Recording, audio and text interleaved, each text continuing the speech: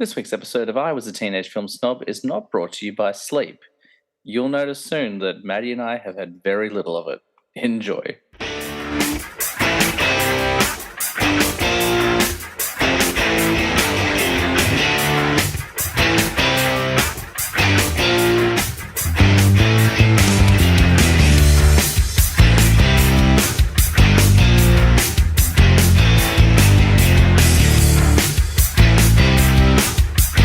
Welcome to I Was a Teenage Film Snob. I'm James Chalmers, your friendly neighborhood film snob. And guys, I did take a week off last week in very rare form. I was so unwell I could barely speak, so I couldn't even do a solo show. But I'm back. You might hear a bit of a twang in my voice still. Is twang the right word? We'll find out.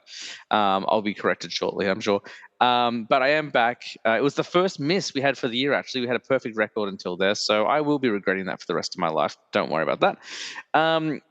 But we're getting back on track. We've had a lot of international guests over the last month or so, which has been really exciting. But we've got a topic to finish up. We've got a couple more people to speak to about the movies of the 2000s. So we're bringing it back to the classic, getting one of our favorite guests of all time. She's back. It's been a moment. The last time today's guest was on the show, I believe, was for the 2-year anniversary where she hosted. And if you don't know who I'm talking about, then how dare you? Go back and listen to that show. She's fantastic. And every one of her episodes. Please welcome back my friend and yours, Maddie Schultz. Welcome to the show again. Hey, thanks for having me. Or g'day, good on me, as I should now say every G'day, single good time. on me. G'day, Nice good to on have me. you Hey. back, man. Hi. Nice to see you. It's been a minute. We've been having a good old chin wag for almost an hour. Like We have to do all the friends business before we can get down to the film business. it's funny. Like I remember, I think it must have been your first episode where when I introduced, you, I'm like, we're kind of friends, and you're like, yes, James, we are friends. But I would say now I'm like, oh, my friend Maddie. But up until a certain point in this podcast, I was like, oh, my wife's friend Maddie. But like that threshold has been crossed. But even still, it's not like we hang out regularly. It's not like when I was part time last year, we caught up a few times with the kids and stuff like that. But we don't hang out regularly. I'll shoot you a message every now and then, normally to do with the podcast because I've got a very one track mind. But also because like we both have kids and we both have lives. I'm like, I don't want to bug Maddie too much. So like unless it's something podcast related or something urgent, I'll try to leave you alone. So we did need that hour to kind of check in and see what was going on with our lives. Well, I find it funny that even when you like the conversation starts with, putting the feelers out to see if I'm free to do an episode, it always goes on a tangent to something else. I think that is that's definitely the greatest bit of our friendship is it doesn't stay on track. We just we're like little, I don't know what you'd call it, little synaptic connections that just keep going. That's the best kind text of messages. In our text messages, in our voice memos. Now we do voice memos to each other, and that's fucking funny. And I do like a voice memo. Sometimes like it's not even I can't be bothered to type it out, but sometimes I'm like, it's just gonna make way more sense if I just explain it vocally. So let me just like voice this to you. And like I think what was it? I think the first one I might have done for you was either an Oppenheimer review. It was something you recommended me. Nah, it was the Steel Magnolias. That's what it was. It's Steel Magnolias. You were like, I need to explain myself properly, and I need to like give this film props. And so you were like, I've sent one to Gabby, and you're like, I'm sending one to you. And that's right. Yeah, there are a couple of movies that you recommended me. Both, like, ironically, like a lot of them were you and Gabby recommended the same movies because I think you both recommended Pretty Woman to me as well, which I also loved. But I was just saying to you off the mic before that I finally watched Mona Lisa Smile, which you recommended the last time you did a list. I think it was we did our 90s list. You talked about Dead Poets Society, and then you also were like, and if you like that, check out Mona Lisa Smile, which I did. A movie that I never would have watched when it first came out, but oh my God, what a beautiful movie that is. And it really is a companion piece to Dead Poets Society. Like you were 100% correct. I'm like, yep, great double feature. Yeah, it would definitely be really good for a double feature at a film festival or something. Yeah. Or even like if you ever want to motivate a child to like study or like show interest in like their educational pursuits, do triple feature, start with Dead Poet Society, move to Mona Lisa Smile, warm down School of Rock. And that's how you do it. Those are your 3 inspirational teacher movies. Yeah, walk out energized and on a high at the end. Yeah, that's it. Doing high kicks, impossibly high kicks to some Led Zeppelin or Black Sabbath. There we go. But you were saying we go on tangents, which I guess we kind of did do. But I like that. That's my favorite kind of conversation. I don't want like conversation shouldn't feel structured to me. Sometimes the show has structure. Like some people don't feel as confident going in tangents, but I like that. Yeah, whether we're recording or not, that's the thing. People listening might be like, "Oh, they just do this for the show." No, like that is just how we talk about stuff. That's how I am with most people. I will just hop from topic to topic. And there have been times where like Tina will look at me when I'm talking to her, and I'm like, "Oh, I did jump 3 topics in my mind before I said that next thing, so I do apologize. Like I've just been jumping around. I can normally keep up. I can normally keep up. Sometimes it's your jokes or your humor that goes straight over my head because I Yeah, have lots of trouble with different styles of like sarcasm and humor. And so sometimes it goes straight over my head and I'm like, he's being funny, but I don't get it. But I don't want to hurt his feelings, but I don't want to shut him down. Yeah, I I do my remember. best. I remember Tina once said to me, probably about 10 years ago, because I do have a very sarcastic style of humor. Like it's probably not as bad as it was. Like definitely not as bad as it was because the story I'm about to tell you will like tie into that. But like generally, my humor is very tongue in cheek and stuff like that. But there was a period where it was getting drier and drier to the point where Tina was like, "You don't sound like you're joking anymore. You just sound like a dick." Like.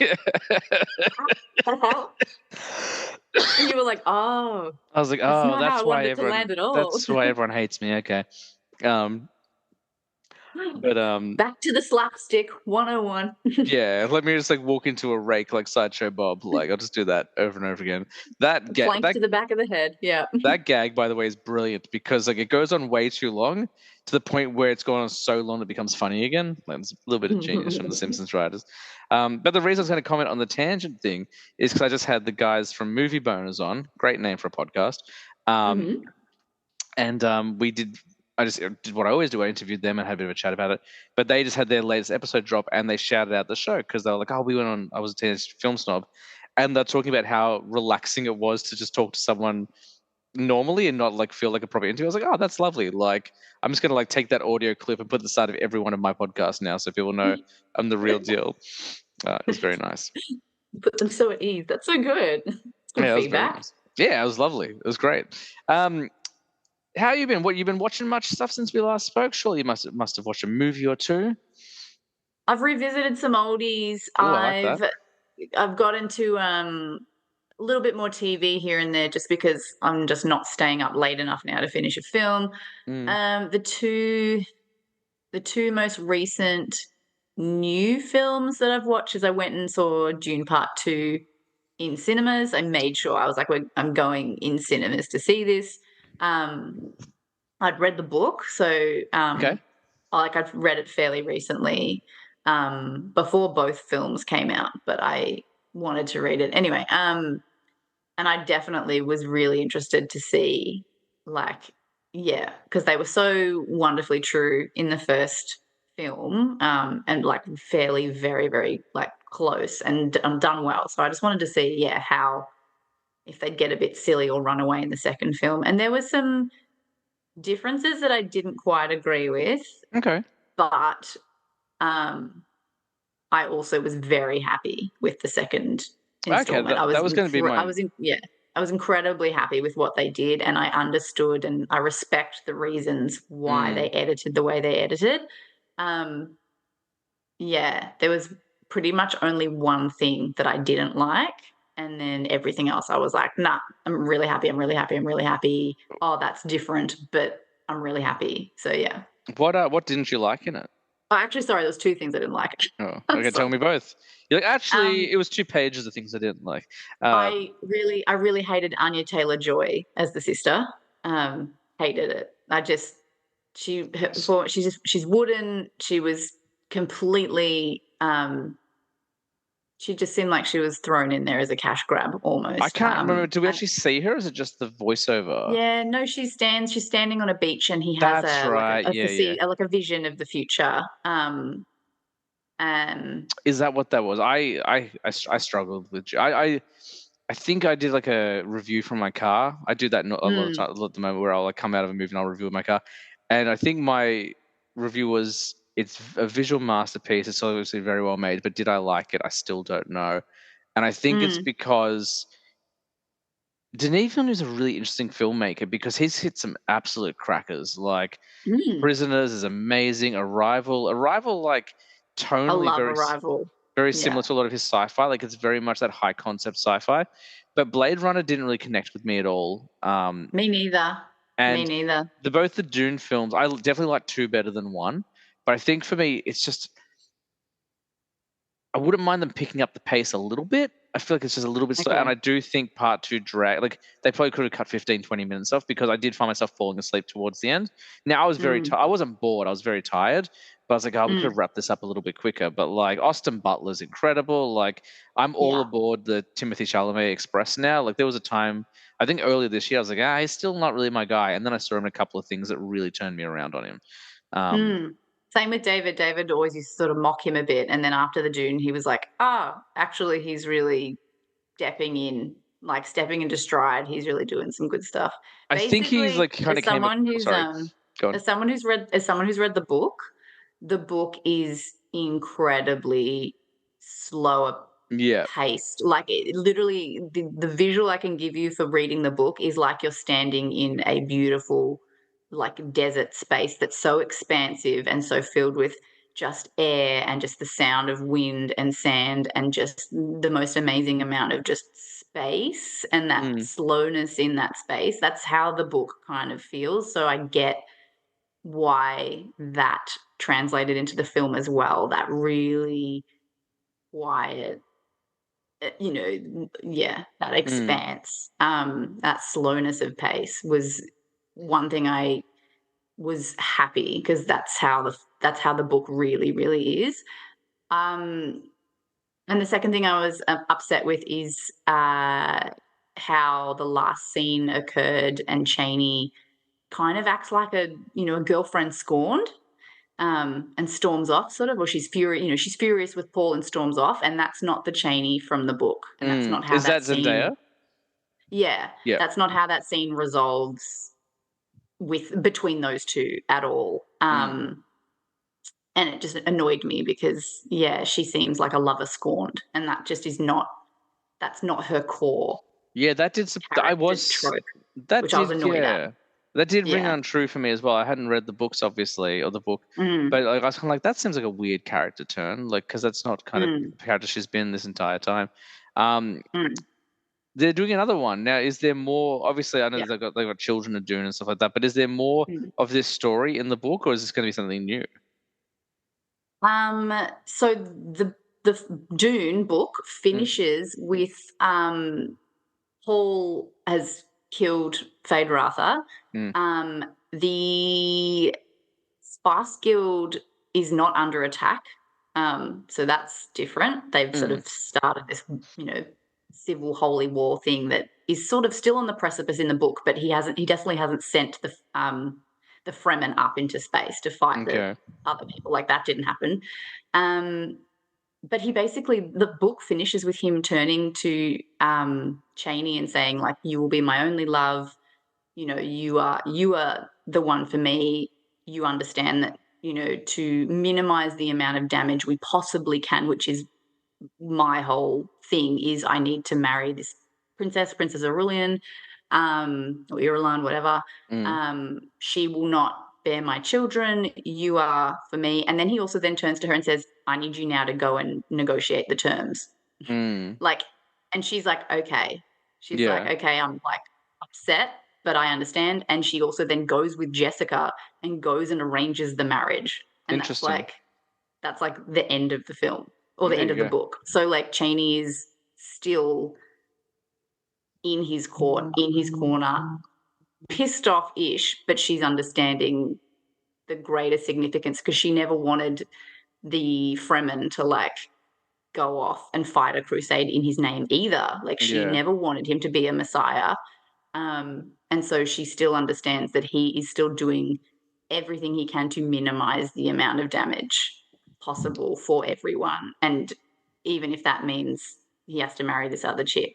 So, Mm, like, yeah, she's in his corner and she carries out stuff for him. And yeah, interesting. so it's just an interesting, yeah. And also, like, Fade Ratha in the book, he's not, um, He's in it, and he's discussed in different scenes, and we get to see a bit of his demonic, horrendous, anti-Paul side, because they are supposed to be two sides of the same coin. Initially, Yeah. Fade Rather was meant to marry. Paul was meant to be born a girl, and so Oh, they were meant to interesting. marry. Yeah, for the bloodline. And then Jessica defied the Bene Gesserit and had a boy, so that fucked up all the inbreeding, what they needed to do. Mm. Anyway, so they're supposed to be sort of dualities.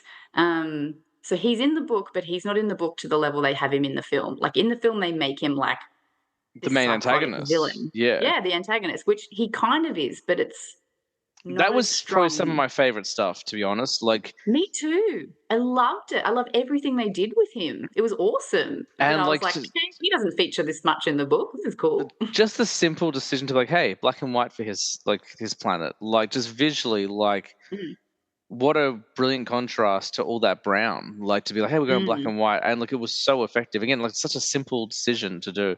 mm. But yeah, It's a um, great choice. Yeah. nice one. So you watched Dune, and you said you watched another movie. You tried? Did you go out to the cinema, or you just rewatch some stuff, or what else for you? No, I literally last night I watched The Idea of You on Amazon Prime with Oh, is that the Anne Hathaway one? Anne Hathaway. Yeah, Yeah, and classic. that's Can't so she's complain. she's like a 40-year-old woman, and she's going out with like not a teenager. It's not that, but like he's quite a young guy. Is that right? He's like 24 or something. I Okay. think it's been described as like the Harry Styles Olivia Wilde fanfic. Oh, Yeah, okay. yeah, it was Interesting. great. It was Great. it was exactly what I wanted. She's always good, man. Anne Hathaway like can't put in a bad performance. She's great. Yeah, no, it was great. Nice one. One thing that we both watched, which I don't we messaged about a lot, but I don't know if we actually ever really talked about it, was The Bear. Um, Oh, because you watched yeah. The Bear and you were telling me for age like you got to watch it, and I was yeah, like, "It's on your list, sir," and you were like, "Okay." I'm like, "No, it's on your list." Yeah. and I knocked it out in like less than 2 weeks. Brilliant. Yeah. Yeah. Brilliance upon brilliance upon brilliance, and yeah, the fishes episode, oh, it Well, deserved it deserved all the awards possible. I thought like the penultimate episode of season one was rough, like where everything goes wrong in the kitchen. Because I've worked in kitchens like that, and I was having anxiety. And I remember you were saying like, "Oh man, Richie, just wait for it. Like Richie's you're gonna love Richie." And like the whole first season, I'm like, I don't get it. And the whole Well, internet Richie's a loves dick in the first season, yeah. the whole internet loves that actor as well. Like he just got cast as the Thing in the Fantastic Four movie, and Mm. everyone's like, "Yeah, he's gonna be great." I'm like, He's in Mona "Who's Lisa Smile. he is?" I was like, "Who is Yeah. this guy?" I've seen him in a couple of things. I'm like, I don't get it. And then after watching The Bear, I was like, okay, I get it. Like it was me. I Yeah. was the problem. Like I get it. Yeah. Um, I've heard him be described as like not not in terms of acting style exactly. Like Al Pacino kind of goes so over the top and hard. Like he's so like Al Pacino's so daring to like really throw out sort of not extravagance, but like you know how Al Pacino kind of just like he pushes the ridiculousness, but it I works. mean, you I could feel also like be that describing actor. Nick Cage there. Like that's also. Yeah, yeah, similar. But Nick Cage, you have a bit more of a laugh at. Al Pacino, Mm, you don't quite have. So yeah, anyway, I feel like he's kind of in that. I've heard him discuss this mm, sort of that. Like he really leans, mm, yeah, into that sort of. Anyway, yeah, mm. he's in those episodes with Richie. You're just like, oh my god, hug And this this, man. oh man, and season one was good. Like season one, I was like, it felt very familiar to me. As I said, I've watched a lot of kitchens. I actually recommended the show to my mum, and she watched it all as well. She was like, I'm obsessed. Like, Ooh. but I was saying to her, I'm like, just hang out. Like, there's a really good Richie episode. I'm not gonna say anything other than that, but there's a really cool, unexpected cameo as well because I had no idea that Olivia Colman showed up Hmm. in such like a very like brief but like charming cameo, and like because the whole time you're like, who is this person that owns a restaurant? And then she's just sitting there cutting onions or tomatoes or whatever it is. She's like, I like doing So this. warm, yeah. She's not like Yeah. rigid and stiff and like Mm, overly, yeah, not overly neurotic or mm. she's just so like warm and just, yeah, she's cool. And I loved seeing Will Peeling Poulter. mushrooms, not onions, you freak. I can't remember what it was. I knew she was cutting, like I knew she was doing what if you've ever worked in kitchens, like that's what the new people do. Like they kind of you either wash dishes or you chop onions or chop mushrooms or like you do like the very basic stuff. Um, Yeah. so it was a very humbling thing, which is like, it was kind of like, don't ever forget where you came from. Um, which I liked. I liked seeing Will Poulter as the patisserie guy as well in Amsterdam or In wherever it was. Amsterdam. Yeah. Um, Copenhagen. Yeah. Copenhagen, that's right, yeah. Yeah. And that girl, Ayo Edebiri, like, what a incredible talent she is, the one who plays the new girl.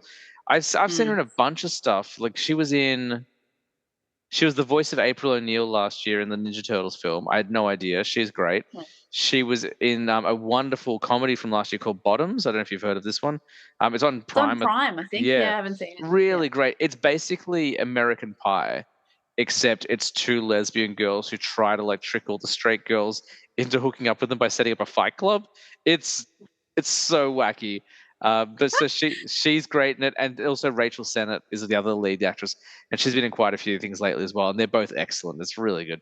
Um, but then seeing her in The Bear, I was like, oh my god, like just every time I Mm. think that new Hollywood can't impress me, like another actor like rears their head and like, by the way, look what I can do.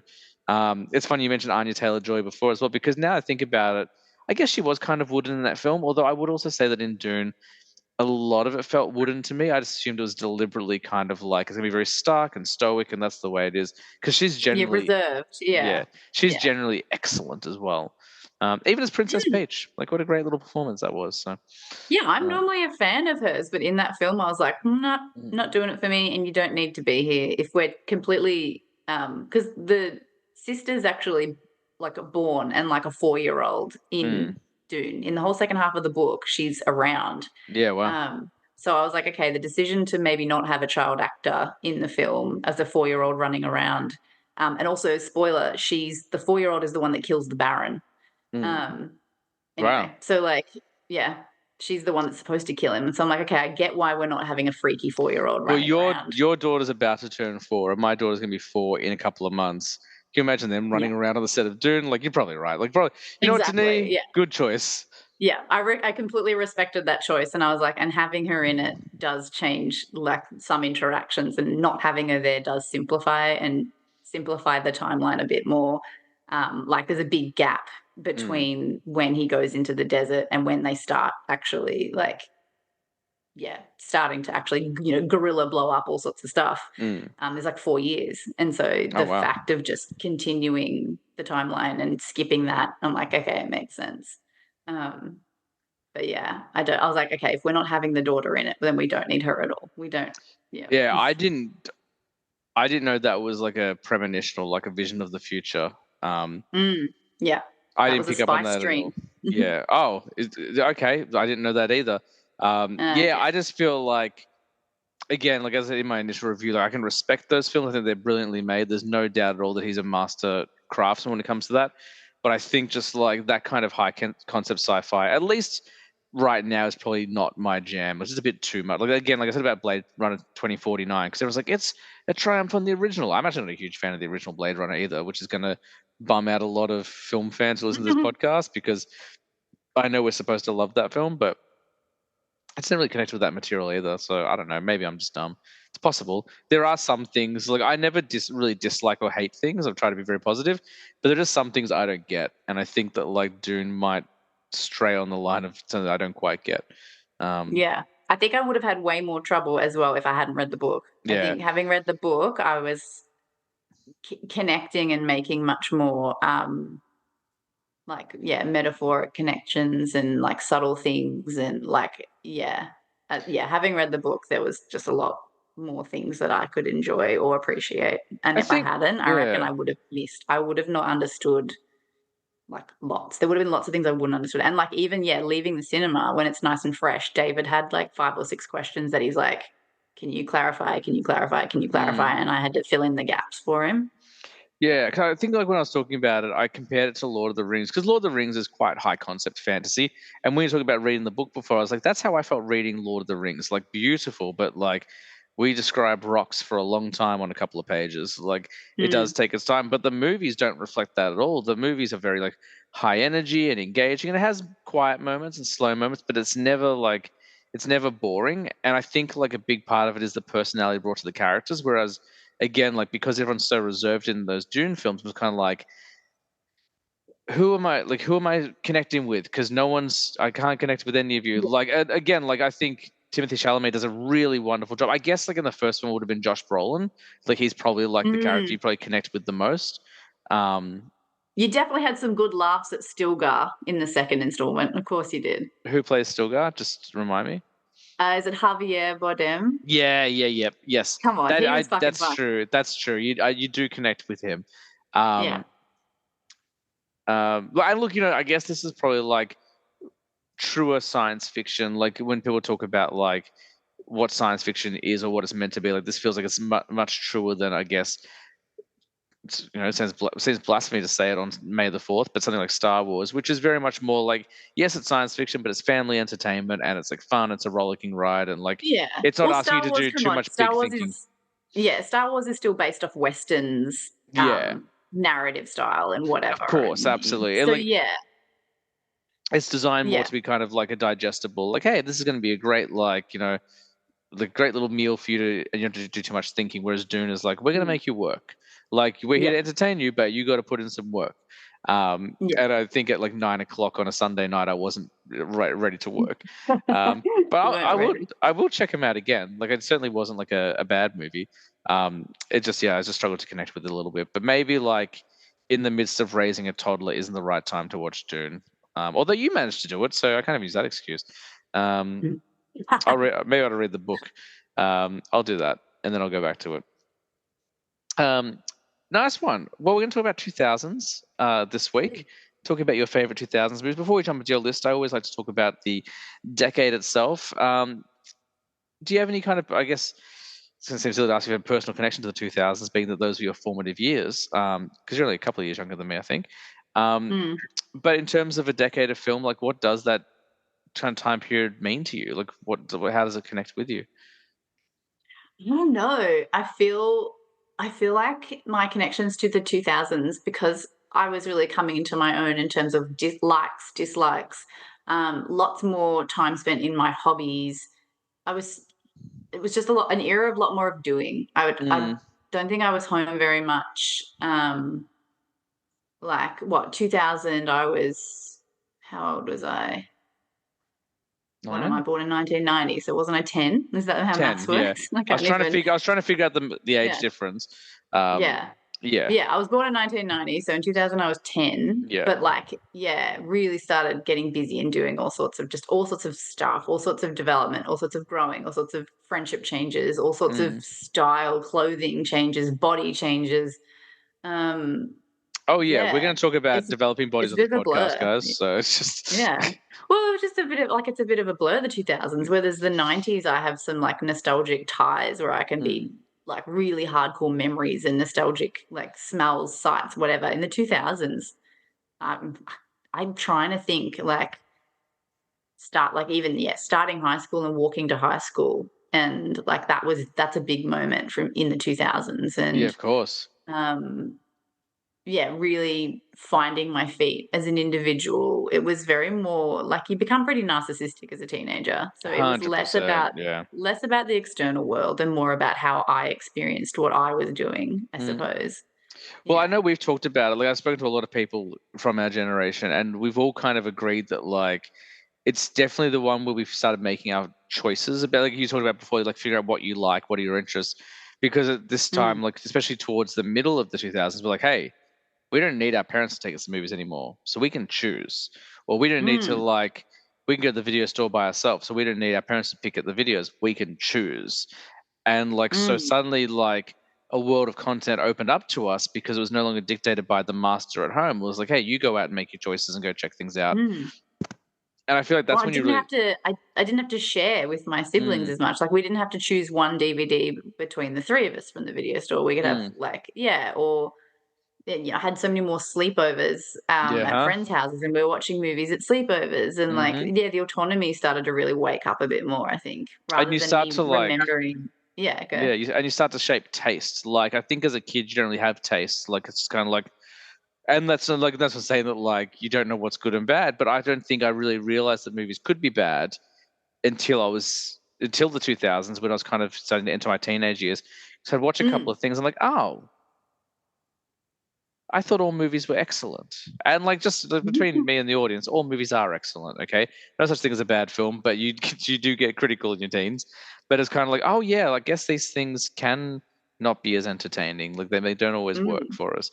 Um, and we've also All the films that are on my list yeah, obviously are from the 2000s, but I reckon the majority of the ones that I'm really like digging or returning to or really, really in love with, I don't think I saw any of them in the 2000s when they came out. All of them I reckon I saw later, interesting. and they've just either just held up, or then or the content has become age appropriate, so then I've watched the film, or yeah, but like everything on the list that I actually has nudged to the front that I wanna talk about, I don't reckon I saw any of them in the year they came out. I'm looking at my list for what I did with Tina Mm, earlier on, and I saw 3 of my 5 in theaters. There are a couple I didn't see in theaters, but I saw most of them. But the mm, 2000s also we've talked about, and again I think there's some bias just because of taste as well. But everyone I've spoken mm, to just about has kind of been like the 2000s has been their favorite decade for films, but it's a strong decade. Like the 2000s opens with Harry Potter, Lord of the Rings. We're coming off the tails of the Matrix. We've got X-Men, we've got Spider-Man, and these are just your big mm. budget ones. You've got Pirates of the Caribbean, and then we wrap out the decade with Iron Man, The Dark Knight. Like, do you know what I mean? Like Mm. Well, like the year 2000 had like Crouching Tiger, Hidden Dragon, da Gladiator. Gladiator, and I'm sorry, Chicken Run. Huge. Yeah. Oh, speaking of Chicken Run, we just watched the sequel a couple of weeks ago, Did and it's you? really fun. Yeah, we watch it. Yeah. It's It was hard. It hilarious. was hard explaining because Tina was because Zoe was like, "Why don't the chickens want to be nuggets?" And I was like, Oh, babes, they don't want oh, babes. Yeah, like I don't know, and I think I end up saying something like, "Oh, well, they just want to be different things when they grow up." Like I just like I wasn't ready to like talk about like I'm not afraid to have a conversation with my kid. I'm The not, life cycle of a chicken. yeah, I'm not a vegan. I'm not, and like I know some people like will be talk about how the incredible vegan message of Chicken Run and things like that. Like it's got nothing to do with that.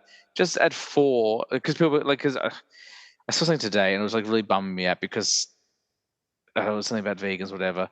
And I heard like a lot of vegan people get outraged and stuff like that. Like if you can eat animals, then you should be able to talk about them being killed and stuff like that. I'm like, yeah, absolutely. And I will have that conversation with my daughter, but not when she's 3.5. Like it's got less to Mhm. do with the vegan It conversation and leads more to more about questions and more yeah, confusion right now, so we will 100%. just yeah. And like she doesn't need to know about violence right now. Like we can talk about like she used the word kill the other day. I'm like, where did this come from? I'm like, oh man, Oh, it's from Kinder, it's horrible, I'm like, yeah. don't worry, like we're gonna watch so many movies with killing in it when you're older, but like right now, like let's just talk about like Gabby's Dollhouse and like Super Mario and let's just have fun. We can to deal with killing later. Um, but anyway, so a lot of people I've spoken to have been on the same page with like 2000s is maybe not the best decade, but although like it could very well be the best decade. It's very strong. You get the return of Star Wars. We don't get any Jurassic movies, I don't think, in the 2000s. That's the one major franchise absent. Mm, But yeah, they took their time, didn't they? From 1999, nothing until like 2015. So mm. We got a few Pixars, we got a few we Disneys. do have some, but we really have like I would say the golden age of Pixar in the 2000s. Yeah. We had Toy Story 1 and we had Bugs Life. Is Toy Story 2 90s? Is it like 99? I feel like it might I don't be. know, it might be, I don't know. But then we get Uh, Monsters Inc. in the 2000s. We get yeah, Incredibles. We get Finding yeah, Nemo. We get Up. We get up, Wally. We yeah. get something else in there. We don't need to talk about Cars. Like Cars is Yeah, fine. I've seen the first you one. haven't seen it yet. I've seen Yeah. the no, I've seen the first one. I Okay. didn't see it until like only like in the last few years. But like yeah, you got a huge boom in Mm. Pixar as well. We get like pretty much the creation or the rebirth of DreamWorks because we get Shrek in Shrek? 2001, which Yeah. launches because we had DreamWorks in the 90s. They did Prince of Egypt and stuff like that, but they joined the 3D like the CGI game as well. And we get Shrek. We Oh, get how epic was Prince of Egypt, though? I've never Holy seen it. moly. So, Yeah. you know how they always like there's that meme going around about, Phil Collins didn't need to go that hard with the music in Tarzan? Yeah. Prince of Egypt, the same. Oh wow. Holy crap. I've heard a There's couple. I've heard a the couple of songs. music, oh, they went Yeah. hard, and it was so great. It Mm. is so great. Yeah. And we were talking about Disney before, as well, talking about Disney animation. Like you get Emperor's New Groove, which is fantastic. Like, Yeah.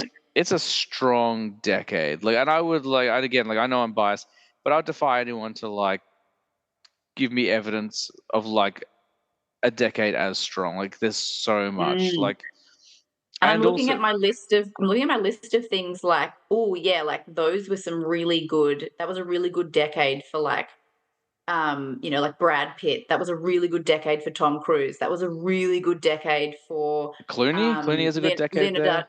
Clooney, DiCaprio, Mm-hmm. Ewan McGregor, far out. Like who else? Okay, Marty Scorsese has a good decade. He gets the like Departed. yes. Oh, Matt Damon's Hmm. the Born Identity, Born Supremacy, Born whatever. Like that was a We get good most of trilogy those for Mission him. Impossible films, I think, are in the 2000s. Yeah, yeah. It's really strong, and also it's also, I would say, one of the best decades for independent cinema. Um, Mm. we've had like the 2010s, we had some good independence, but like indie cinema kind of, I don't want to say it was born in the 90s because there'll be arguments against it, but you really did see like the rise of indie cinema in the 90s with people like Quentin Tarantino and Robert Rodriguez and Kevin Smith and Steven Soderbergh and Richard The only Linklater. thing that's coming to mind is like, I forgot all of those, but when you said indie cinema, I was like, hang on, do I know any? And then I thought Juno. Is Yeah. Yeah, I that think what we're Juno thinking? would. Okay. Okay. There's a bunch of stuff, Yeah. and you also get like something we don't see anymore. We haven't seen probably for the last, probably since the 2000s. Is, I've talked about this a lot as well. Is like the small, like $30 million comedy.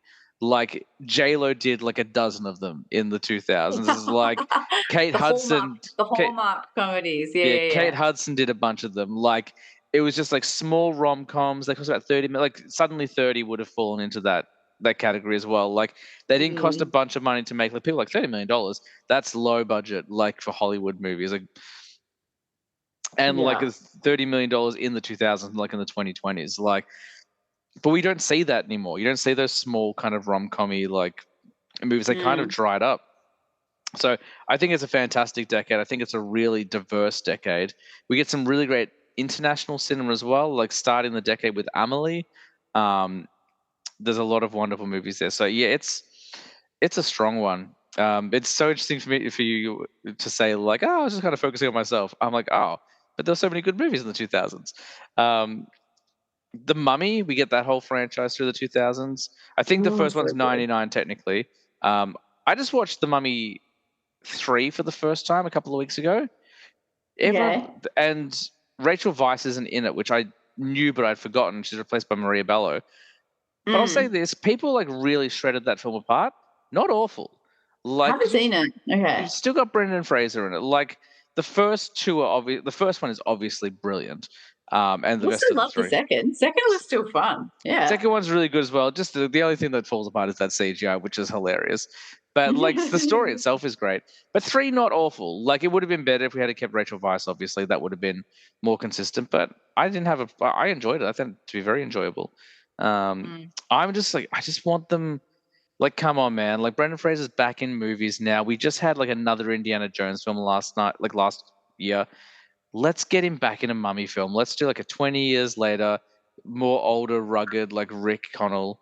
Is that his name, Rick O'Connell? Like mummy, like Okay, Connell. Yeah. his last As long adventure as or they something. don't turn him into like Sean Connery in Indiana Jones, as the father figure and the young son is then the No, I like don't want hero. that. No, no.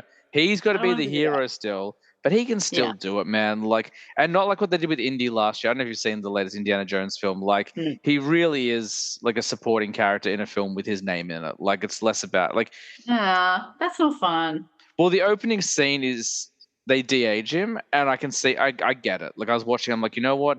Harrison Ford's like in his 80s or something like now. Like, he can't be doing that for an entire film. So we get a de-aged like version for the first 20 minutes of the film, and then we're handing the adventure over to someone else. So I see why Mm. they did it. Um, but Brendan Fraser's not that old yet. Like, let's get him back. Like, he's trimming down as well. Like, I don't know if you saw him at the Oscars this year. He looks amazing. Like, he got in like Mm. shape again. Like, not that there's anything wrong with being out of shape, but like, if you want to be that in that role again, like, it's good to be in shape. But like, Mm. he's looking awesome, man. Well, I I think hope. being an actor and getting into like back into acting and all that, that's a physical toll. So Mm, he's getting back on track and healthier and yeah. yeah, So I would love for them to announce. Like if they announced it tomorrow, I'd be like, I'm in. Give me another Mummy film. They've just announced Project Hail Mary, and so I'm really excited. Oh, what's that? It's an Andy Weir book, and it's pretty much my top 3 favorite books of all time. It's written by the same guy who wrote The Martian. So I love this book better than The Martian, which is really hard because The Martian's freaking fantastic. But Project Hail Mary is even better, and they've just, well, not just, but I just came across that it's in production and they're going to make it. And so me and another teacher from school were like, yay! Do I know this teacher? It's Naida's husband, Ben. Oh, okay, cool. I do know him vaguely. Yeah. I stayed at their beach house once, so that was nice. Yeah, down at Venus Bay. Yeah.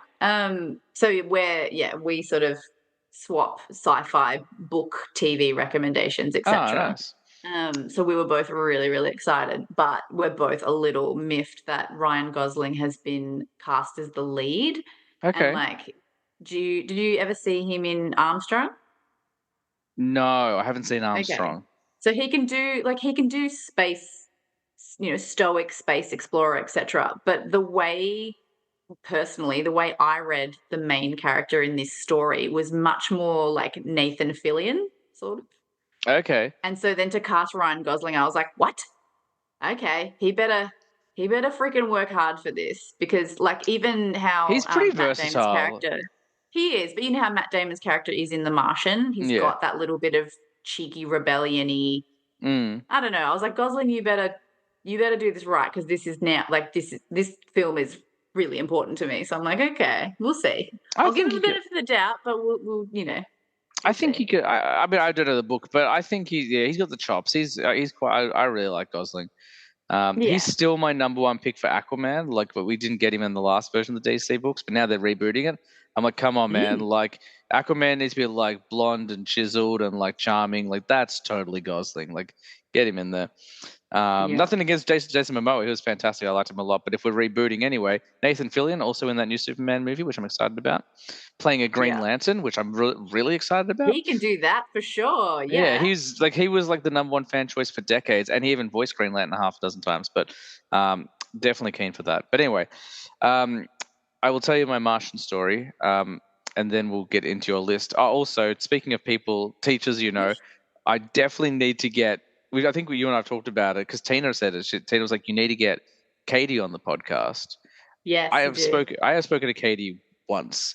I had a lot of fun talking to her. She was very entertaining. You need to get her on. But yeah, I would love to have her on the show, because apparently one of her favorite movies of last year was Saltburn. I was like, oh, cool. Like, if she's into weird stuff, like, we can definitely have a chat. Like, but I feel like I need to either bring her in on an episode with you and or Tina, or like just get one of you, like just get Tina to be like, tell her to go on the show and she'll just meet me later.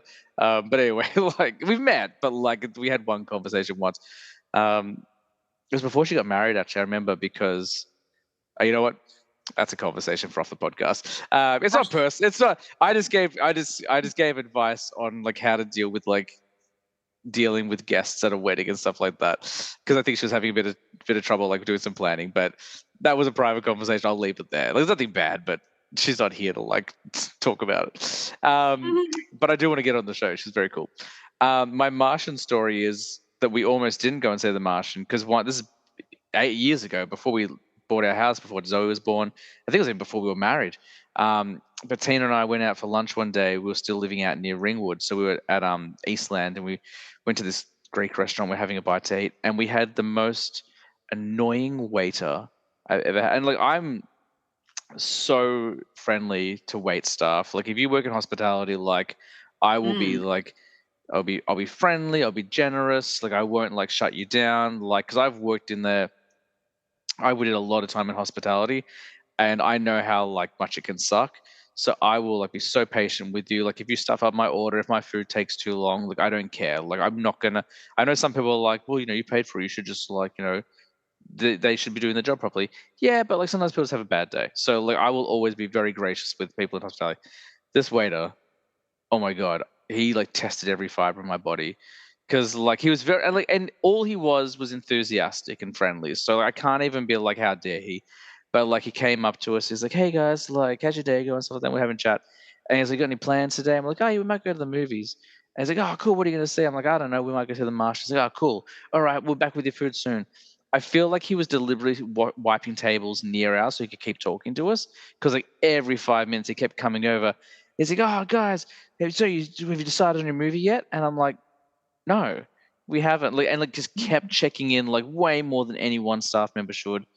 And I was like, and then like at the end, so like, and we're trying to have a conversation as well. Like, look, it wasn't like we are having like a serious conversation about the future of our relationship or anything like that. But it was like we had the You were day on a off date together. night. Yeah, Yeah, go we're on. having a bite to eat, having a chat.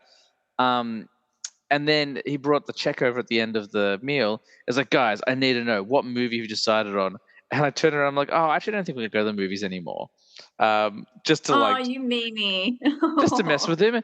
And he goes, but you guys have been talking about this movie like all day. And I said, no, you have. Like I was like, Oh, you're so mean. You'd lost it. man, I was like, you got no idea. I'm so patient with people. I'm so like, I really trust people. Like this guy would just like not leave us alone. I was like, leave me alone. Like, yeah, like I'm saying, like he was almost a third wheel on the date. That's how often he was at our He table. almost sat down at the table with you. Like not even he was at our table so much. Like I'm not naming the restaurant. I don't know if the restaurant's even there anymore. I'm not naming the restaurant. I don't even know if he probably doesn't work there anymore either. But like I don't want to do that. Like, but I was just like leave. Like I was doing that because Tina was furious. Like Ah. I was like, I'll handle this sort of stuff. I was like, oh my god, like leave us alone. But then we did, of course, go and see The Martian anyway, and it was great. As long as it hasn't ruined, as long as it hasn't ruined the movie, because oh man, yeah. I was just like, oh my god, like leave me alone. Like we were talking before we started recording about how both our daughters are going through the Y phase at the moment, and Mm. that's what it felt I like. I was I just like, love them so much, but the Y phase is a tough one for my patience. I And can be also way, having to like not shut her down. I'm like, no, I don't want her to ever think she can't ask questions or be yeah, interested in all sorts of stuff. So I'm like, I have to be very careful about how I navigate the constant questions. And like, we have very long drives. So like yeah, driving home from work for us can sometimes take up to an hour or an hour and a half mm, of being stuck in the car. And like, so the questions that I can't get away from sometimes, yeah. like, I'm not saying I'm a super mom, but like, I'm getting pretty good. Yeah, I told you before we started recording the two questions that broke.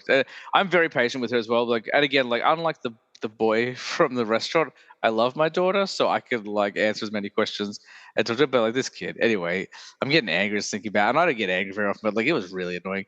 But the two questions that almost broke us with Zoe was she asked Tina if the lead singer of My Chemical Romance likes garlic bread, and Tina's like, "How am I supposed to? How do I answer this question? There's no data online that suggests what he prefers. I'm just going to say yes." And the second question, the one that she hit me with that I wasn't trying to answer was, "Is Pikachu a grown up?" And I was like, I don't know. Like his best friend's a little boy, so maybe Pikachu's a little boy. I actually don't even know if Pikachu's a boy, to be honest. I think he is, but because he's got the square tail, not the love heart tail, so I'm guessing he's a boy. But anyway, You get fun questions. Yesterday I got, Mum, what's the difference between white blood cells and platelets? And I was like, I don't want to do this. that's on you because you educate your daughter. Me, I'm just like, let's watch cartoons. No, Um, that's not the like common occurrence of questions, but there are some questions that I'm like, I don't want to, I don't want to discuss, but I have to because she'll just keep asking. I've had a Mm. couple of death questions, like, Oh yeah, we've had yeah. those recently, Like I but made the mistake of referencing my grandmother. I was having a bath one time. I was like, not my grandma, but granddad's mum or grandma's mum. I can't remember what it was now. And she's like, oh, where is she? I haven't seen her. And I was like, yeah, we'll crap. we'll we'll I'm like we'll have the chat at some point, but right now we're not having the chat. So I was like, oh, they're just not around anymore. Like, and like that was enough. Thankfully, she's like, oh, okay. But I was Mm. like, if she had to interrogate, like, well, where have you put her? I'll be like, well, I haven't put her anywhere. But like, this is just how life works, man. But thankfully, we haven't had to touch that, yeah, on that too much yet. Again, not afraid to have a conversation with my daughter, but she just needs to know about all those things. Although, like, again, she's come back from kinder and from other being with other people and stuff like that, and she'll talk about stuff. I'm Yeah. like, where'd you learn that? I didn't teach you this. Um, Mm. but yeah, parenthood, man, it's an interesting one. But mostly, it's like she said something today. that almost like made my heart melt. She was watching a Taylor Swift music video for Willow. I don't know if you know the song Willow. And like That's the one of my video, favorites. yeah, it's beautiful. I really like it as well. And the video clip has her like there's like the golden stream of like stardust or whatever. And at one point, Zoe just turns to me and Tina, and she goes, "I wish I could have the golden stream that I could put my hand in." I just looked, I'm like, "Kid, your heart is so full of wonder. Like that's so amazing." Like, and it really melted my heart. Heike has a new saying that David and I borrowed. I don't know if I've told you about it. It's been like a while that she's been saying it. But when she gets like frustrated and can't figure out something, like instead of being like, I'm frustrated, she still can say I'm frustrated. But for some reason she started to say, I'm sweaty about this. So now me and Dave use it That's all genius. flipping time. That's so whenever so we're like good. frustrated, but not like pissy frustrated, just like I can't get this to do what I want it to. So now we'll turn to each other and we're like, Maddie or David, I'm sweaty about this. Like it's such a good saying. That's amazing. That's a It's great so little good. phrase. It's so great. Nice one, man. Well, as predicted, we've gone on tangent. We've been talking for almost an hour on the podcast. We talked for an hour before the podcast. We talked for almost an hour on the podcast. Haven't even started the list yet, but that's okay. These are the things we anticipate. We started at 7:00 on the dot because we know us. Okay. I was shocked that you were ready at 7:00. We both had a very good run with our children today. So, yeah. Well, I just saw the reminder I've got to work on the script for episode 100. Well, that won't be happening tonight. Yeah. But we'll get there. I'm like 30-something pages in. There's so much more to write, but it's fun. Anyway, that's a tease for the audience. If you don't hear a radio play on episode 100, it's because I didn't finish the script, but I am trying. By saying it out loud, it's holding yourself to, Yeah, I know. That's why I haven't talked about it until now. I'll cut that out of the podcast. No, you won't. No, you don't. You don't do any editing. Yeah, it's true. Unless someone asked me to. If I had if I had told the story about Katie, then I would have had to do some editing. That's why I stopped myself. I'm like, I'm not gonna do that. Yeah. Let's jump. I gotta meet her again. I gotta get her on the podcast. Apparently, she's excellent to talk to about movies. So hopefully I can get that done before. I can't talk about that either. I just realized I was going to talk about something else that I can't talk about. No editing of the podcast. The thing that happens in June, Maddie, you know what it is. I haven't talked about it on the show yet. If I can get Katie on the show before that happens, that'd be good. Otherwise, maybe after the thing that happens in June. Wow, talking vague here. Hit me with. Let's talk about your movies. Jesus Christ, we're tired. So ready? Are you ready? Are you ready? Are you ready? I'm ready, rooster. You were like, lol. You were like, you know how this works. Top 5. Yeah. I have 66. 66, that's amazing. I will say, and again, this is not a critique because you always go above and beyond for the show. First time I've spoken to you where there's no paper, there's no flow charts, there's no mind maps. It's all on your phone. It's on my phone today because I had to do it on like speaker note while I was with the kids. Because we locked this session in quite late in terms of like prep time for me. So I wasn't expecting you to say this weekend. I was like, we'll play it like in a couple of weeks' time. And you're like, yeah, let's get on this set. I was like, yeah, I've been wanting to for weeks and it just hasn't aligned. And so finally I was like, I'm taking this window, it's aligned. Like even the clouds have parted, the sun's come out, I'm jumping on this. It was so funny because I'm so not that person. Like I want people to be on the show. I should be more commanding and like be like more kind of assertive about it, but I just can't be like that with my friends. So like when you told me you could, I'm like, oh man, if it's your first night off, like, you know, if you just want to pamper yourself, like that's totally cool. Like I was always discouraging you from doing the show and you're like, no, we're doing it. Yeah, I was like, green light, we're going. David's at the football. Yeah. Cool. So there's 66 on my list. That's cool. And in the end, I was like, there's so many that I love. There's so many that are so great. And so I was like, fine, I'm just going to like group them. So I've grouped them into like dystopian films, sci-fi, fantasy, chick flicks, drama, family, favorites. And then I was like, cool, I'm going to pick one from each list. And then as I was like, oh, that's a good one. Oh, that's a good one. I was picking one from each of my categories. And I realized they fall into a theme. So there you go. That's my homework done. Nice one. They fell into a theme of I really dig like not only like the narrative, the acting, the characters, but I really dig the world building. Okay. That leads you in a direction of theme today. So I really was like, yeah, the world. I like that even when you couldn't do the planning the way you would normally, you've still found a way to be an absolute nerd about it. But yeah, So my brain was really sweaty about this, and then it just happened and clicked, and I was like, gosh, yeah. Excellent. We'll get a towel for your brain later so you can wipe that sweat off. But I did also have time to make a game for you. So do you want to start with a game? Yeah, sure, let's do it. I just thought I would do what we did on the 100 episode that I hosted. 100, The 200. two-year episode. 2-year anniversary, sorry. Yep. Um, and I decided to like redo that sort of game. Okay. And so I've done movies from the 2000s, but the synopsis is like seven words to describe the synopsis. Okay. Yeah, so I thought maybe you could have a guess to see if you can guess the films, which they're pretty freaking easy. I reckon you'll get it. Okay. Yeah. I'm ready. Okay. I Ooh, say that. Maybe I'm not. We'll find out. my son has just woken up and he's sitting up. So pause for a second while I just watch the monitor and see what maybe he wants to join the game. This is what we get for not talking about your list for the first 2 hours of us speaking. If we had to start recording at 7 o'clock, we'd be done. No, that's a lie. Oh my goodness, that's never us. But yeah, he's like, oh, you can't see. He's just like sitting Oh yeah, I can up. see him now. Like, yeah, he's like looking around. I don't know what Oi, he's doing. Mum, get me a jar of Mum. lager.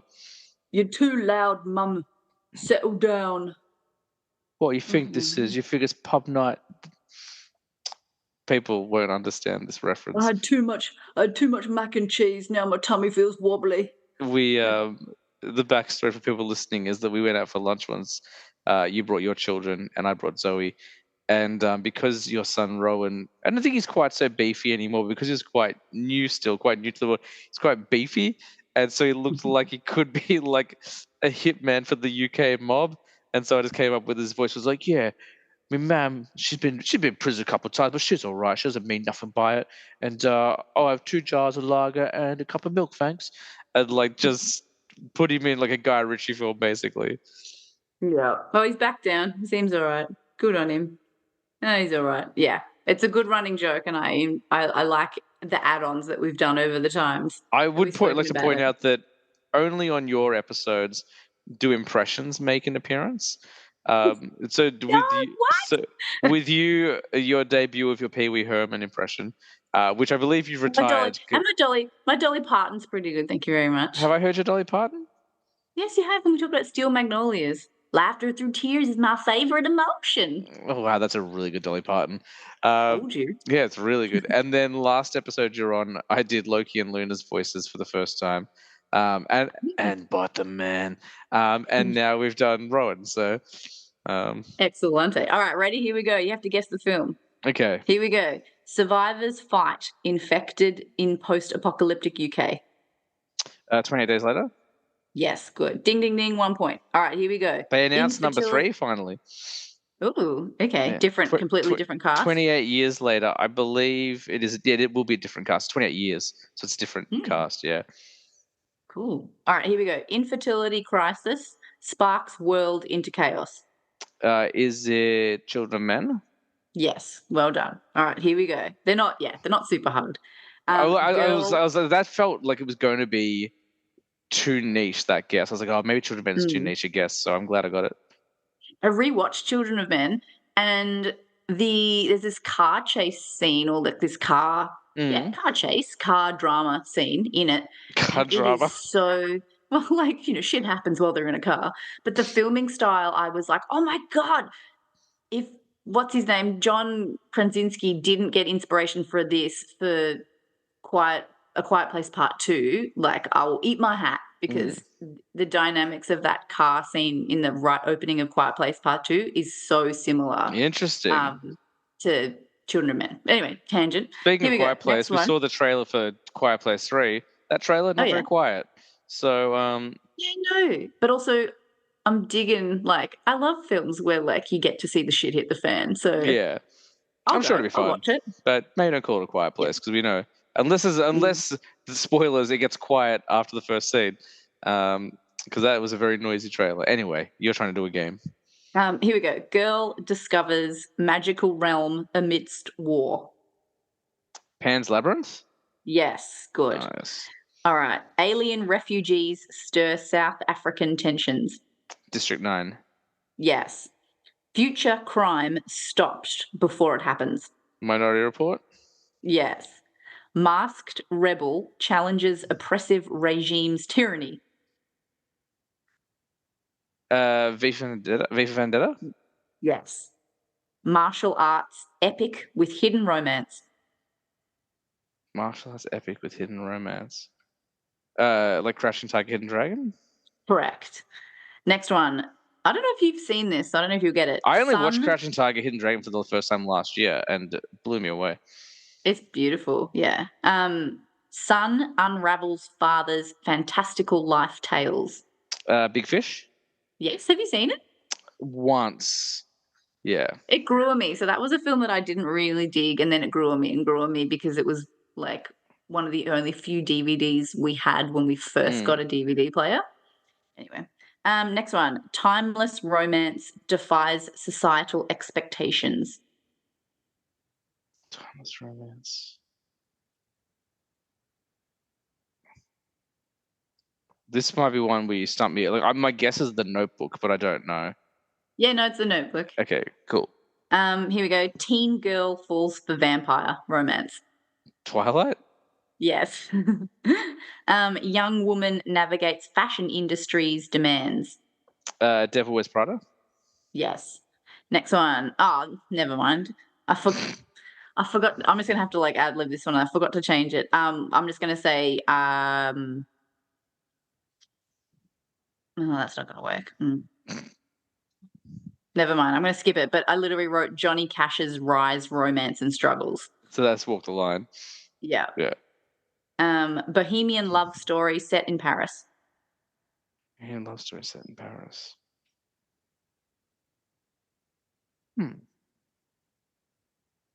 Trying to think of movies set in Paris, the 2000s.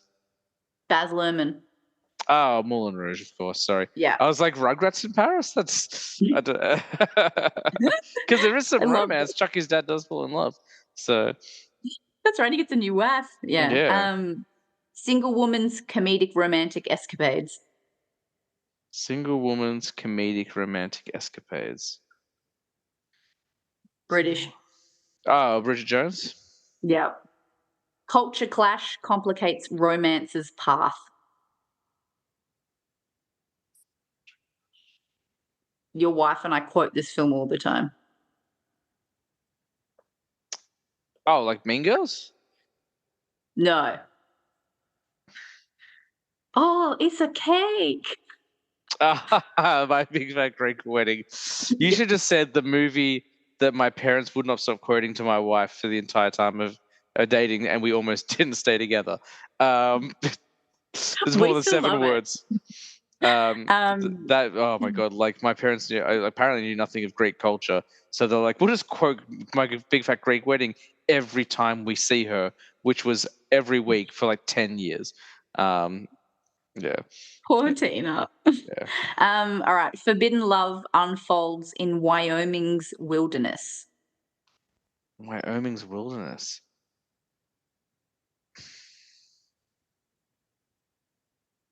Oh, is it Brokeback Mountain? Yeah. Yeah. Cool. Well done. You've done them all. So yeah, I was going to talk about like Brokeback Mountain, Bridget Jones, Moulin Rouge, but I've found my new world building theme instead. So nice. there's so many good Speaking of ones I world wanted to building, you Yes. know what's coming out like in a couple of weeks. It might Do it. Kingdom of the Planet of the Apes. The apes.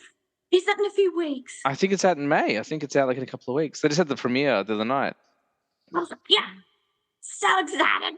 I haven't done it yet, but I've got the trilogy out to rewatch because it is meant to be connected. Yeah.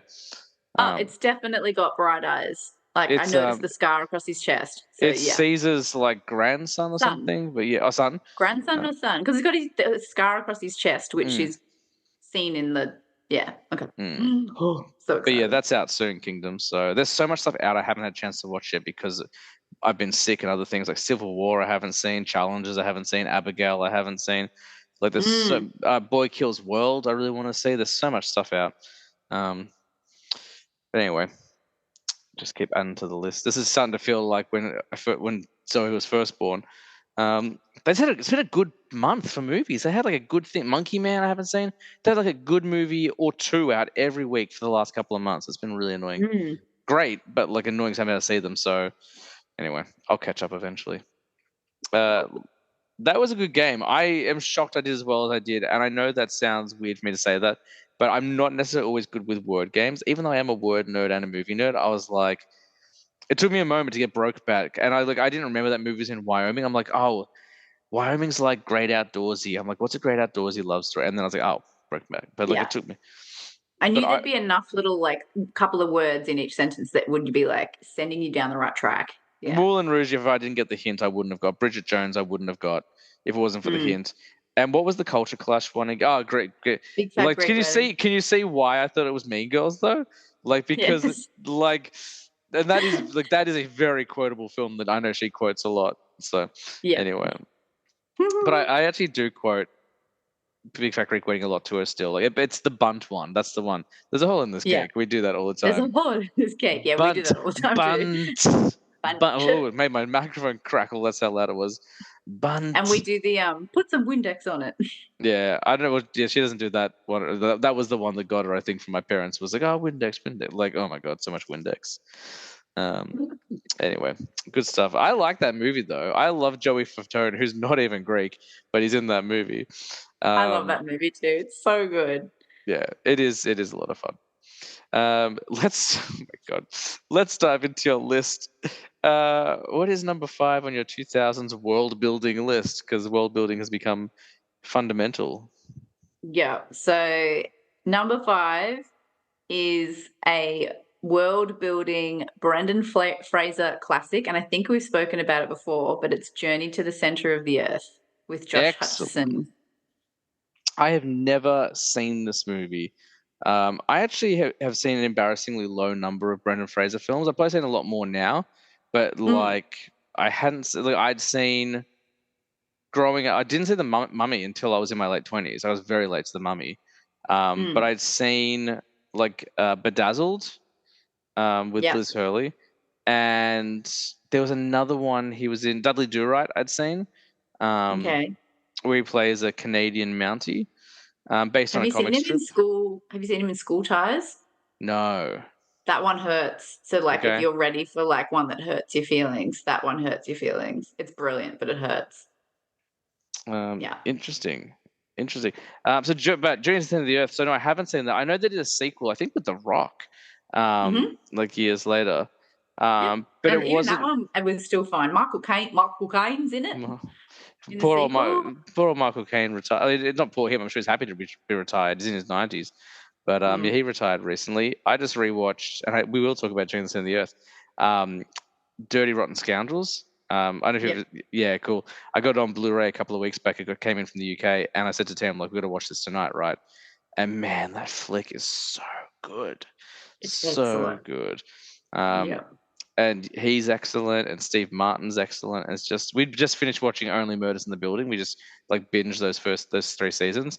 I was on a real Steve Martin kick. I'm like, we got to watch Dirty Rotten Scoundrels, and Michael Caine, excellent. Yeah. Yeah. But anyway, so Journey to the Center of the Earth. Yeah, sorry.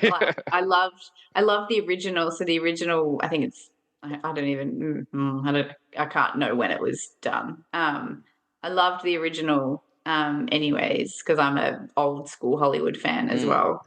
So then this remake is just, once again, like it's pretty, it's adventure, it's, the prehistoric world under the earth crust, and like Brendan Fraser's in his like prime pretty phase. Josh Hutcherson is so endearing and gorgeous, and like I will always be a fan of like both of them. Both of them are just like good people, really lovely sweethearts, and like it's in terms of world building, it's like I don't know if the CGI quite holds up anymore, but it's still really you're really involved, you're really in the world, you're really excited to see that strangeness that's under the earth's crust, and like the strange creatures and the prehistoric plants, and It's cool. Nice one. I haven't seen it, but like I've always like looking back, I don't know why I didn't watch it. Like it just was never really on my radar. But yeah, I love Brendan Fraser. I like Josh Hutcherson as well.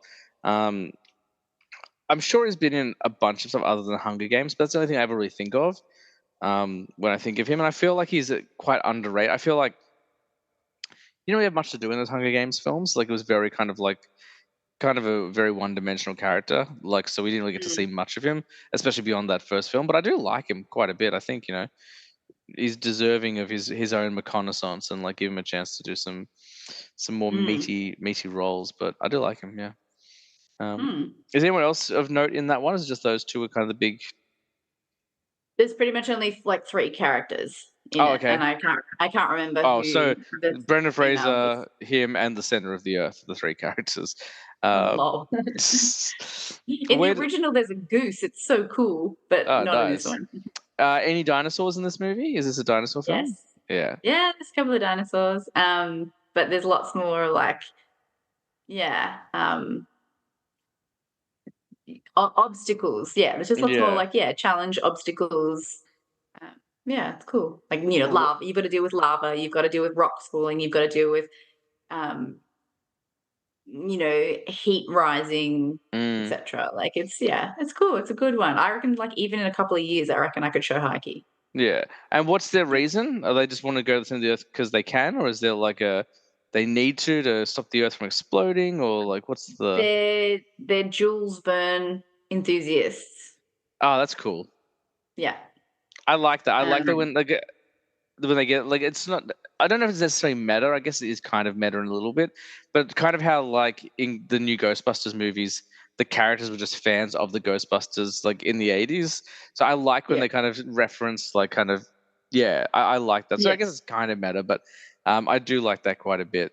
Mm. Speaking of civilizations under the Earth's crust, have you been catching up on your Godzilla Kong movies? Are you all across the board with those? Not yet. And I really wanted to go see oh gosh, what is it? Um the Godzilla -1. -1. Oh, I that's really wanted to really see good. that, and it's been taken off cinemas, it's been taken off like everything. So I still like I just can't get to see it. And I It's really want to. there'll be a release at some point, and if it only comes on physical, you can borrow my copy because I'll be definitely buying it. Exactly. Like I'm hanging out to see it. Yeah, But we yeah, just I reckon we missed it by like 2 weeks when it came out it left cinemas and I was like, "No." it was very Yeah. limited run. Yeah, I haven't seen that new Godzilla Kong film. I probably will eventually, but yeah, Mm. the trailer and like they had the audacity to put that trailer in front of the Japanese Godzilla, and I was like, guys, these are two very different films. Mm. But yeah, I know they went to like an under crust civilization in the last movie as well, and yeah, it's interesting. I'll check Mm. out Godzilla X Kong at some point. I don't know what the X stands for. Like, are they square rooting? Like, are they multiplying? I don't understand. I don't know. Square root of Kong is Godzilla. I don't know. Don't bring maths into this. All right. Well, look. We didn't get much chat out of that one, but I haven't seen it. But it does sound cool. As you heard before, I'm all about Brendan Fraser, so I'll definitely check that one out. Good. I'm glad. It's good. I should point out to listeners as well that Maddie and I are very, very tired. Maddie's like been up since 5, as you mentioned before, and I've just come off 2 weeks of 4:30 a.m. starts. So like our brains are a little bit mushy. So if it's not the usual kind of like structured conversation in terms of the actual like discussions, like that's why. Um, We're going real relaxed. Like I'm in my dressing gown and my jammies today. Like we are I am in. relaxing. I've got my little slippies on, and I've got a heater in the Exactly. garage with me. Um, Yeah. and I basically just wear my pajamas all the time. So yeah. Yeah. We're going gentle. We're going like we're gonna have a cocoa break at some point, just so we could like just drift into that sweet good night. Oh my All right, do you god! want to know my number 4? At some point this evening, but that's fine. There's no rush. If you like, take We're your taking time. we're taking it easy. Did I mention any other movie that's not on your list? Because I feel like I just keep doing that. Okay, what's number 4? Number 4 is A series of unfortunate events. Oh, what a great movie. Okay, I'm here for this. This is awesome. No one's talked Good, I'm about so this yet. oh, good. So, to this day, I still think I listen to a few of the tracks from the soundtrack Okay. once a week, easily. Like, the soundtrack is just so all-encompassing and Mm. so it just brought it yeah, like, it just transports you straight back to those visuals, to those like, the most amazing set dressing and like mise en scene and like costuming and like casting was so great. The prosthetics on Jim Carrey so great. The like Meryl Streep's Yeah. like body language and like Is she the one in everybody the house on the edge of the cliff? on the edge of the cliff. Yeah, Yeah. I never understood Lake why they Lachrymose. Yeah, I don't never understood why they didn't make a sequel to this movie. I Like, think they were going to like there's 13 books in the series. I think they were yeah. going to, and then just something just jumped the queue and it fell off the radar, or I don't know, because they only did the first 3 books in the Yeah. first film, and it was I went so and saw it. I remember beautiful. still remember the day I went and saw it because I think it was a public holiday and my brother and sister were somewhere else. So it was just my mum and I. And she was like, "Hey, we got nothing on for today. Do you want to go to the movies?" And I was like, "Who are you talking to?" Of course, I want to go to the movies. And we kind of went through we went through the paper because we Session Times weren't really on the internet back then, and because this would have been like what 2003, maybe 2004. Um, 2004 is yeah, my yeah, yeah. 2004. We were going through the paper, and I was like, "Oh, series of unfortunate events," and I was like, "Oh, it's only playing at something called the Jam Factory. I don't know where that is." And my mum was like, "I don't know where that is. We'll just go to that." I'm like, "All right." It's the only time I've been to the Jam Factory. So we went and saw that. Just her and I went like on like a lunch date and went and saw that. Um, so wonderful. Like what a great flick. Like I've seen, I think about half of the Netflix series, and I liked it. But I I haven't looked at it because the film is so just yeah, I'm like protected with my little jewel. I'm like, "Nah, yeah, I don't need Netflix because this film is gorgeous." I like what Yeah. Neil Patrick Harris did with the character, but I still think Jim Carrey is the superior. Like because he plays like in the TV series. I think like Neil Patrick Harris leans into the humor a bit too much, whereas like Mm. Jim Carrey managed to walk that line between funny and sinister very, very well. And dangerous, yeah, there's that Yeah. sense of he's dangerous, yeah, Mm. yeah. And this is around the time where Jim Carrey had started branching out away from kind of humorous roles. Like he'd Mm, done the Truman Show a few years earlier. He'd done The Majestic, I think, at this point, which is a really wonderful film. If you've never seen The Majestic, that's a really good flick. mm. Um, he'd done a couple of more dramatic roles. I'm probably missing one or two. And so this, I didn't know what this was. I was like, what is he? I don't know what he's doing here, but I love it. Film debut of Emily Browning, who's excellent, actress who Yeah. never seems to be doing much, and I don't know. I I know. don't know if she stepped back from it or not, I'm not sure. I know that she felt some backlash after this film because I found her on MySpace because she Mhm. wasn't like a big celebrity. Like even after this film, like she wasn't like a household name. And I remember like do you remember how you used to like put a status on like MySpace and that would just be like the main note that people see? And it was pretty much this whole like rant about the movie and how she regretted it because like everyone made fun of her for being in a Hollywood film, which I always thought was What? weird and backwards. But then a couple of years later, she showed up in Zack Snyder's Sucker Punch, so she ended up doing some more stuff. Um, but she was so great in it. Like, and she was so young. 'Cause I She think was she's my age, mm, maybe a little bit younger. Um, mm. so many great cameos. Billy Connolly is in it. I was gonna say, so in the book, he plays the most sweetest, gorgeous, like, uncle, and, like, Mm, after 2 books, you get to the 3rd one and you're like, "Finally, they have someone who actually, like, loves them and mm, wants to care for them," and Billy Connolly, like, pulled it off, and I forgot that, like, Catherine O'Hara's in it, I'm looking it up now, I forgot Jude Law, I forgot mm. Dustin Hoffman, Jennifer Coolidge, like, Jennifer Coolidge. Jennifer Uh, Coolidge, we've got to oh, keep the impressions man. up. Yeah. Um, like there was just yeah, it and just the world building of like the characters' movements, the camera work, the beautiful lighting. Yeah, I just think it's so beautiful. It's a beautiful world. It's a beautiful, Yeah. Yeah. There's just nothing Beautiful, gorgeous quite thing. like it. There's It kind there's of feels steampunkish, but not mm, steampunkish. Yeah. it's yeah, they get a lot of story covered in a short period of time in that movie because I feel like it's got Mm. to be less than 2 hours long. Maybe I'm wrong. Mm. Yeah, an No, hour I feel like 48. you're about right. An hour 48. They Oh, there cover you a go. lot. So yeah, Jude Law, I forgot he's the narrator. You've got Meryl Mhm. Streep as we knew. Timothy Spall's in it. I forgot about that. Luis Mhm. Guzman's in it. Jamie Harris. Oh no, Jamie Harris is not who I thought he was. Craig Ferguson is in it. Cedric the He must have been a Entertainer. henchman. Yeah. Yeah. Oh man, like it's really good. Who's the director? I don't know. I haven't heard of this director before. Mm. Um, Well, he nailed it. he did Casper. Isn't Um, he the the original, like the 90s? '90s Casper. Oh, He's that done a makes lot sense of because the house, the stylistic yeah, yeah, qualities of yeah. the house and the, like, warmth to the lighting and okay, now that's connecting a bit. I actually, you know what's funny as well? Is I forgot about this, but Dan Aykroyd is in Casper. He plays a Ghostbuster, like in Casper. I completely forgot about that. City of Angels, he did. He looks like he's done a lot of TV. But let's just take a Oh. dive back. Anything Cop Rock? I forgot it. That's funny. He did some. Let's have a look. Yeah, a lot of TV. Then he did the Casper movie. Then he did City of Angels, Moonlight Mile. Oh, he did the Land of the Lost remake with Will Ferrell. Okay. He's done a handful of things, but nothing you would have necessarily heard. Like it's not nothing huge. This is probably his biggest film. That and Casper would be his biggest films, I would say. Um, but yeah,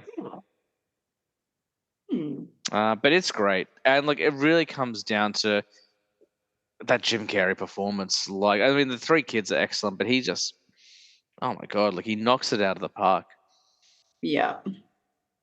Um, I haven't watched that Yeah. movie in probably close to 20 years. Me Like I, too. I don't reckon I've seen it in over a decade. like I would have seen it in theaters. I would have watched it a year or two later on DVD, and I probably haven't touched it since. But that flick is incredible. Um, Mm. really, really wonderful movie, and we all we all lost out by getting no sequels because that film was had, as you mentioned, like 10 more books of material they could have pulled from, and they had the formula perfect. Good director, good set design, good performances. Yeah, Yeah. it could have It's been. I think like the only thing that maybe would have stopped it is that they probably would have seen the numbers and be like, well, it's not doing Harry Potter numbers. That's the only yeah. thing I can think of is like they would have been worried about it performing up against something like Harry Potter, but Mm. But they wouldn't have even have had the trouble of, like, the cast growing up because across the mm, books, they grow up in the books. You, like, watch the baby suddenly turn into, like, a walking, talking, like, yeah, child. So, like, that's not even an issue of mm, aging. Yeah. So, like, yeah. Anyway, yeah. what a shame. Great choice though, Um, really good. No one's brought it up yet either, which is interesting. Um, mm. nice one. All right, here we go. Number 3. This Tres. was tricky. Yeah, this was tricky just because there was lots of they're starting to all elbow each other out of the way. My Mm. number 3, don't know. Oh, I want to say you're gonna love it, but I don't know now. Gangs of New York. Love it. Okay, good. I think Gangs of New York was my first Scorsese film. Ah, it's in terms of world building, like I don't think I'd seen anything like it before. Like in terms of sort of like historically accurate in terms of like not historically accurate, but like it was based in a time in history that made Mm, sense and the fashions fit, but they were vibrant mm, colorations. And it's almost like the 5 points mm. where they lived was their own little bubble. Like that made sure to make sure, like make you understand that that was their own city within a city playing by its own rules at the 5 points. So Yeah. that was where those liberties came from with a bit of like the crazy, crazy tall top hats, but in colors rather than just normal. Mm. Um, No, and just the snow, like the scenes in the snow and mm, the scenes within the I don't know what you call like the inns, I guess, and within the butchers' places yeah. and the theaters and um yeah. I really love the No. world building of that because just yeah, the sounds of the Irish whistle playing Mm, and yeah, I dig it. I dig yeah. that film. No, I really like it. It was my first Scorsese film, I'm pretty sure. I don't think I'd seen because most of his stuff is R-rated, so I wouldn't have seen Goodfellas at that point. Mm. This is I would have seen this when I was like 13 or 14, maybe 15.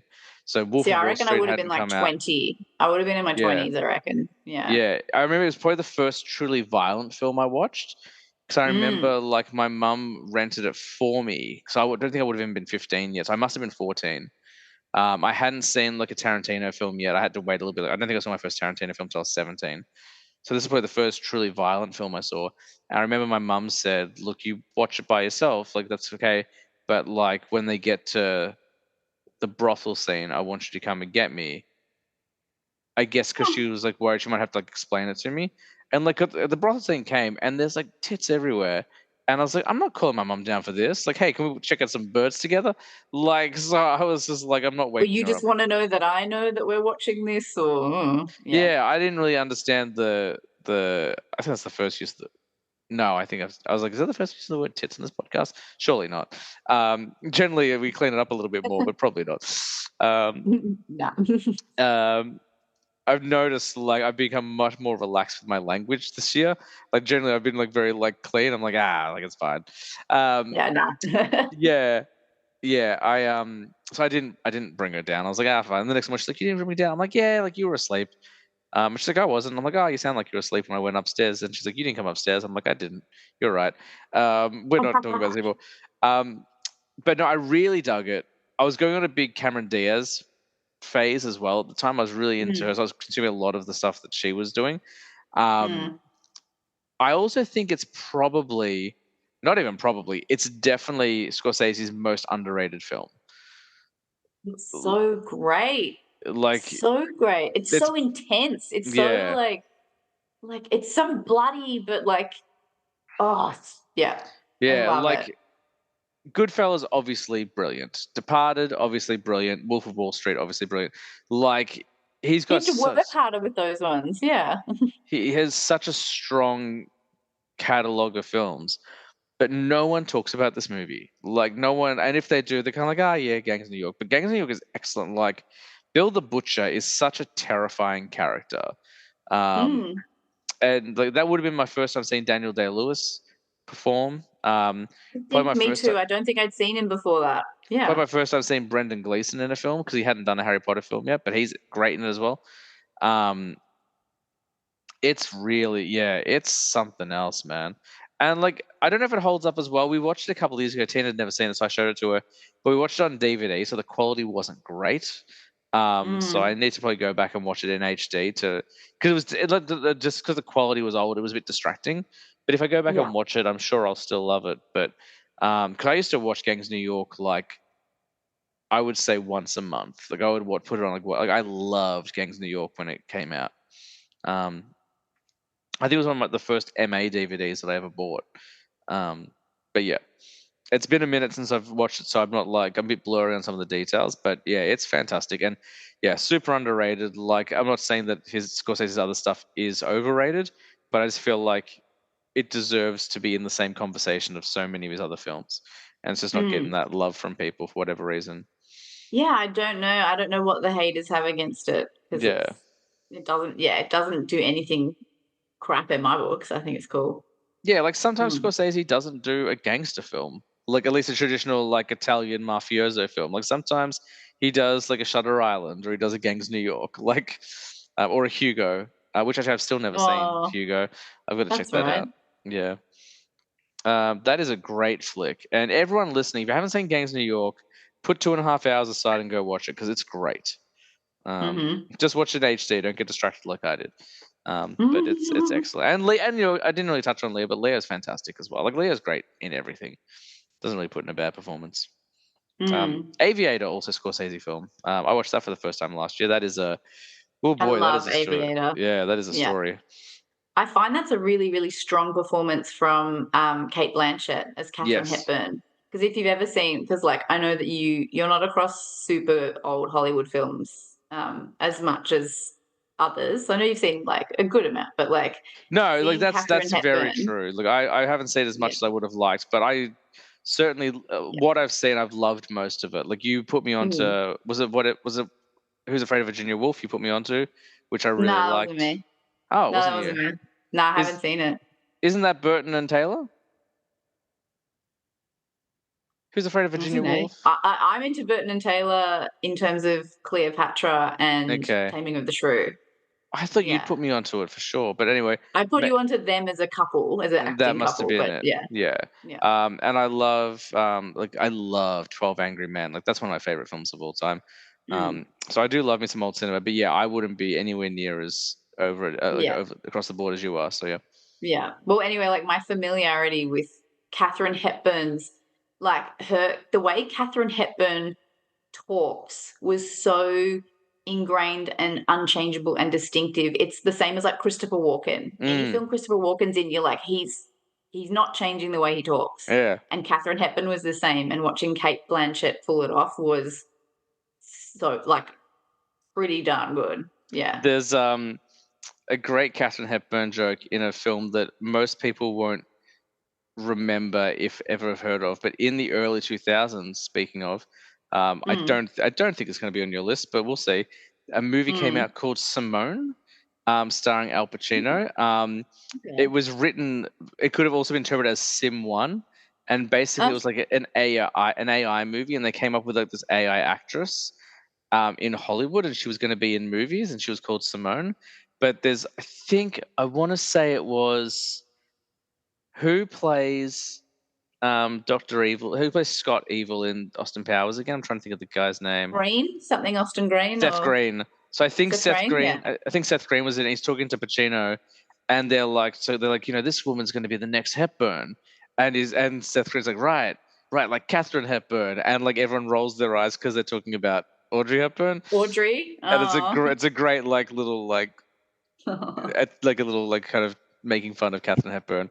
Um, that's a movie I watched with my mum as well. I guarantee no one remembers that film, but I enjoyed it. Simone, Simone. Hmm. Simone. Simone. My next film, I was going to talk about, like, as in before I found my theme, I was going to talk about Aaron Brockovich, but Okay. then, yeah, I've jumped on my theme of like world building, not Mm, always fantasy. So my next one is Russell Crowe, A Beautiful Mind. I've never seen A Beautiful Mind. I've heard wonderful things about it, Mm. but I've never seen it. When it came out, it was certainly not my kind of movie. Like it was definitely too. I would have put it in the same categories like Mona Lisa Smile and Good Will Hunting and stuff like that. It Um, kind of is, yeah. but like definitely now it's one that I've got to get onto because I think Mm. Russell Crowe's excellent. That's not Have you that's not seen a hot take. Like I think most people do think he is, but Have you yeah. seen, like The Man in New Infinity, Theory of Everything, The Turing Game, like those sorts of, I've seen Theory of Everything, yeah. but I So haven't it's seen the the others. similar vein of like It's a the maths mathematical movie, yeah, genius. Yeah, it's a maths movie, but the yeah. world building is beautiful because it's just beautiful and warm and um, oh, I don't know, And really warm, Is it really Jennifer Connelly? Is unassuming. she in it as well? Is that Yep, yep, there you go? and Paul Bettany. Paul Bettany's in it. Ah, P. Betts. Well, And he's married to Jennifer what's his Connelly, name? isn't he? So Yeah, yeah, they're married. I always forget his name, and I think that's part of like the one of a running joke about the actor is you always forget his name. Flippin' hell. what I'm else has he looking it been up in? now. Ed Harris. Oh, Ed Harris. Like it's the running joke that you always forget Ed Harris's name. So Ed Harris is in it. Josh Lucas is in It's it. such a non-Hollywood name. That's why. Yeah, Um, he was in yeah. Love Lies Bleeding earlier this year, and he was fantastic. Like, oof. He's just yeah. He's really good and intense. He's always intense in every Oh, and he was yeah. so terrifying in Love Lies Bleeding. Like real, like they gave him like some like redneck Southern gentleman, like greasy long hair, but he's still bald on top, Oh, and it was. I'll see if I can find oh. a beautiful picture of him while you keep telling me about Beautiful Mind. Well, Um, anyway, yeah, I'm looking it up now just to make sure I don't get the decade wrong. But yeah, it's set in It's the 50s and 2001, the I think. 60s. Oh, yeah, sorry, yep. Yeah, but it's set in the 50s and 60s. But like what's coming to my mind is the 50s portion. So you're Mm, getting like beautiful like yellows and beautiful sepias and beautiful warmth when he's at university and he's doing well, versus later on in the second half of the film it changes to sort of cold and clinical because he's like getting medicated. He's his schizophrenia is now getting out of control, and mm, there's a real shift. And so it's just one of those films where it's deliberately got those beautiful changes in mm, coloration. And I really, really dig it. And I really dig, looking at everyone on campus at the university in the mm, 50s and the types of bikes they're riding. And, like they go to a dinner party at the governor's house and the mm. tuxedos and the ball gowns that they're wearing in the 50s. And like, yeah, Nice. it's beautiful. And again, soundtrack is beautiful. Russell Crowe is just excellent. Did he win an Academy for it? Probably. He's Like, I definitely don't know. nominated. I remember like that flick had a lot of Oscar buzz. There you go. Yeah. There's creepy old Ed Harris with his long hair. Oh my gosh, Like, the no. ring light's really reflecting it. But he's terrifying in that movie. Oh my goodness. He looks like he belongs in like Breaking Bad or something. Yeah, I mean that's kind of the character he's playing. Okay, Um, cool. Well, then they've nailed that because just from that picture, yeah, you slimy. it's I reckon you dig it. Like it's definitely it's an interesting flick. Mm, Like it's not for everyone. Um, there are some there are a couple of very brief but shocking violent moments. Like I got surprised. I generally don't get mm, surprised by too much violence, but like there's a moment I was like, holy Christ. But yeah, it's a good movie. Um, cool. but yeah, Beautiful Mind I haven't seen, but I remember there being a ton of Oscar buzz, and rightfully Yeah. so. Like, yeah, that was probably when Russell Crowe was hottest. He was coming off Gladiator. Um, he Mm. was kind of like the it guy. This is before he was throwing phones at people. If you He's remember. probably paid all the big bucks at this point. Mm, Yeah. yeah, Mhm. definitely way past like Romper Stomper and Proof of Life and stuff like that. I even saw Proof of Yeah. Life. That's a weird flick. Um, but yeah, Mm. yeah, I really like Russell Crowe, man. Like he's, Me I don't, too. yeah, like even his more recent stuff, like when he shows up, like he was great in The Nice Guys, which is almost 10 years The old. Nice Guys, but that was so funny. Mm. So funny. Directed Yeah. by the guy who did Kiss Kiss Bang Bang. Like he just took the same formula and like yeah. We don't talked about Ryan Gosling. He was in that as well. I Yeah. even liked, and this is gonna like disappoint the world. But I liked him as Zeus in Thor. I thought he was really fun as Zeus. I'm like, this is great. Yeah, I Um, thought he was fine. yeah. He just lent into knowing exactly what it was all about. Because that Like the whole whole film bit where was like, they yeah, ask him for help, and he's like doing all this tour. And he's like, no, and like he did like the thick like Greek accent. I was like, great, this is awesome. it was Yeah. fun. Exactly. Yeah, I like that. Also, I love him in Man of Steel as Jor-El. I think like that he was one of my favorite Mm, parts of that movie. Like he's so good in it. Yeah, Russell mm, Crowe is excellent, man. mm. Um, well, it's been a wild and wacky road. We have gone on many a tangent in the last 2.5 hours, an hour and a half recorded, the other hour lost to the universe. Um, but we have arrived at your number one movie for the 2000s. And this is kind of an eclectic list. There's definitely a theme, but I would say none of these are like the other. They're all very unique and kind of which I like. I like that they're Mm. so different. So how do you round out your list of 2000s movies? I couldn't. I have two top ones. Yes, that's the way to do it, man. I love Yeah, that. I was like, you can't stop me. I just stopped the recording. They were done. We're never friends again. P.S. Talk to So Katie it's for a me. tie. Yep. It's a tie, and my justification is because in terms of world building, in terms of a feast for all your senses that Mm. take over your whole entire body from start to finish of viewing, they're so incredibly different, but I couldn't separate them in terms of intensity. Okay. Okay, so Tide is Moulin Rouge and Pan's Yes. Labyrinth. Okay. I've Because, like, seen both of them, which is good. good, okay, good. I'm like, you know what Baz Luhrmann is like. Like, the volume is dialed up. The the glitz, the glamour, like jukebox musical, the like sweeping camera views, the amount of extras, in the cast, the amount of bodies on the floor, just you just never you can never stop. You can never stop watching every I'm single gonna second and listening and experiencing and just being just like I'm gonna tidal say wave to the something face. potentially controversial. I don't know if the first part's controversial, but the second part is. I think Moulin Rouge remains his best film, but Mm. I don't think he's ever come close to it again. Um, I think he's a He great. tried with Gatsby. I think he tried with Gatsby, but it didn't quite hit. I think that, like, I personally and like I know that's not a critique. I'm not saying like he's a terrible film. Like, I think he's a wonderful filmmaker, No. but I just think Moulin Rouge is a magic trick. Like you're like it's a jukebox musical. It should not work the way it does, but it does work so well.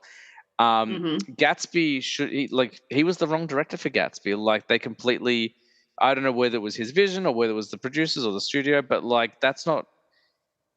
They were focusing on the wrong parts of the book. Like Mm. Gatsby lives in a glamorous world, but it's not a glamorous story. I think like they were so focused on the visuals, like the decision to put it in 3D. Like I don't know why that was a good idea, but like they were Mm. so focused on the visuals and the glitz of it. It was like no, no, no. There's so much tragedy in here, and they do kind of touch on it a little bit, but it's very much overshadowed by everything else. I was also really Yeah. disappointed because I like Joel Edgerton, but initially Ben Affleck was cast for that role, and I think he would like. I think I was really bummed out when he dropped out of the film because I was like, he would have been so good as Tom, like because Ben Affleck Mm. doesn't get to do villainous enough, and he would have been really good in that role. But anyway, um, Mm. but I love Moulin Rouge. That Elephant Love medley is Yeah. maybe one of the best kind of like mashup mega mixes of all time. Better even than the Grease mega mix. I said Yeah. it. I Um, agree. I agree. I love it. did Tina show you the SNL thing of Moulin Rouge? No. So like only a couple of weeks ago, I can't remember. I think maybe it was Josh Brolin hosting. But Ariana Grande was the musical guest, and they did a clip, like they did like a sketch where it was like deleted scenes from Moulin Rouge, and Ariana Grande was playing the Nicole Kidman Satine. role, Yeah. yeah, and Bowen Yang was playing the Ewan McGregor role, and they were singing like songs that didn't make the Elephant and Love medley, and the punchline was it always ended with "Happy Birthday to You" because it was public domain. It's really funny. Um, Oh my gosh. Okay, someone will have to link that to me. and they're both really good. Like obviously, Aaron Grande's got a hell of a voice, but Bowen Yang holds his own as well. It's very very funny, and like you can see them breaking because it's so stupid. But yeah, um, I'm glad that we're still referencing that movie like 23 years later. Um, it's got what's his name? I can never remember his John name. Leguizamo? Sorry. John Leguizamo? He's kind of a staple. He was also in Romeo and Juliet, but no, I'm thinking of Slughorn from Harry Potter as like the ringmaster. Uh, yeah. He Uh, plays Zidler, but I can't remember what the actor's name is. yeah, he's Yeah. excellent though. Jim Broadbent. Um, Okay, yeah. he also plays the police chief in Hot Fuzz. Um, Yes. yeah, he's so Yeah, good. he's got great timing. He's got very good timing. He's excellent. Yeah. Like yeah, and he sings Can," which is not an easy song. Like he rocks No. that. Who would have Yeah. thought that he could do that? Yeah. And Ewan Obviously, McGregor's singing is just, like, heartbreakingly beautiful, yeah. and I love Roxanne. That Yes. that iteration of Yes. The Roxanne, tango. Yeah. oh, yeah, That's yeah. really good. Yeah. Um, it's a stunning flick. Like visually, visually, I don't think he's ever gotten better. Like again, like he's a very visual style of director. But I think Mm. like Gatsby comes close. I'll give Gatsby that. But I don't think like visually anything comes close to Moulin Rouge. I think storytelling, it's the best story he's told. I haven't seen Elvis yet. Apparently, Elvis is really good. Um, I haven't seen it yet either. I haven't been um, ready to commit to another, Baz Luhrmann, like, in your face thing yet. yeah. Not ready. Um, did he do anything? He must have seen between Gatsby and Elvis. Surely he did something in between. Australia? That was 2007, I want to say. Oh, okay. That was a weird choice to get the guy who does the big, sweeping, colorful musicals to do something set in the outback for Mm. 3 hours. Um, It was okay, but again, like, I'm not picking it up. Yeah, often. So yeah. it's. I haven't watched it since it came out, and again, I was very snobby back then, so my opinions may have changed. Let me have a look at Mm. Baz really quickly. Let's have a look. Oh, mate. No, he didn't. He did the Get Down, which was a series, Oh, okay. and he did a music video from the sort of short film. But yeah, between Gatsby and Elvis, but like a 10 year, almost a 10-year gap, no films. Yeah, he's just living life, I He's just guess. bazzing around, man. He's just doing what he does. Um, I love Moulin Rouge. It's really good. Like, yeah, it's hard to fault and has such a tragic ending as well, which Baz Luhrmann does well. He does well with tragedies. He did Romeo and Juliet. He did Gatsby. Like he does, he does love a tragedy. So I'll give him that. Mm, Moulin Rouge is excellent. But Pan's Labyrinth. yeah. Oh my goodness. Yeah. Like Guillermo del Toro, like Hellboy, he like knocked it out of the park for Hellboy. But Pan's Labyrinth was just heartbreakingly, yeah, heartbreakingly, tragically, Mm, heart-wrenchingly glorious. Like it's glorious sadness. Yeah. again like I think I haven't seen all of his work. I still haven't seen The Devil's Backbone, Devil's Backbone. And there are a couple of other Del Toro films I haven't seen, but of all the stuff I have seen, I also think Pan's is his best. Shape of Water, very close second. I love Shape of Water. Um, Mm. I haven't seen Pinocchio yet, but apparently that's people love that Pinocchio film he did. Um, I didn't get through it, if I'm there you honest. I go. think we Interesting. started and I think we started watching it and I didn't get through it at all. Yeah, I like both his Hellboys. I think Hellboy 2 is severely underrated. I think like Is it the people, Golden Army one yeah, or yeah. yeah, Yeah, no, I like because that one too. they get to the market scene and it was like, oh, it's just Pan's Labyrinth again. It's like that's okay. Like That's fine. he did the giant leaf monster, which proved that we can do Swamp Thing and Poison Ivy. That was over almost 20 years ago. We still haven't really done that, so I don't know why it's taken us so long. But yeah, he doesn't Mm. really make it bad. Mimic is excellent as well. If you've ever seen Mimic, that's a really fun one. I Um, think yeah, I think my favorite thing about him is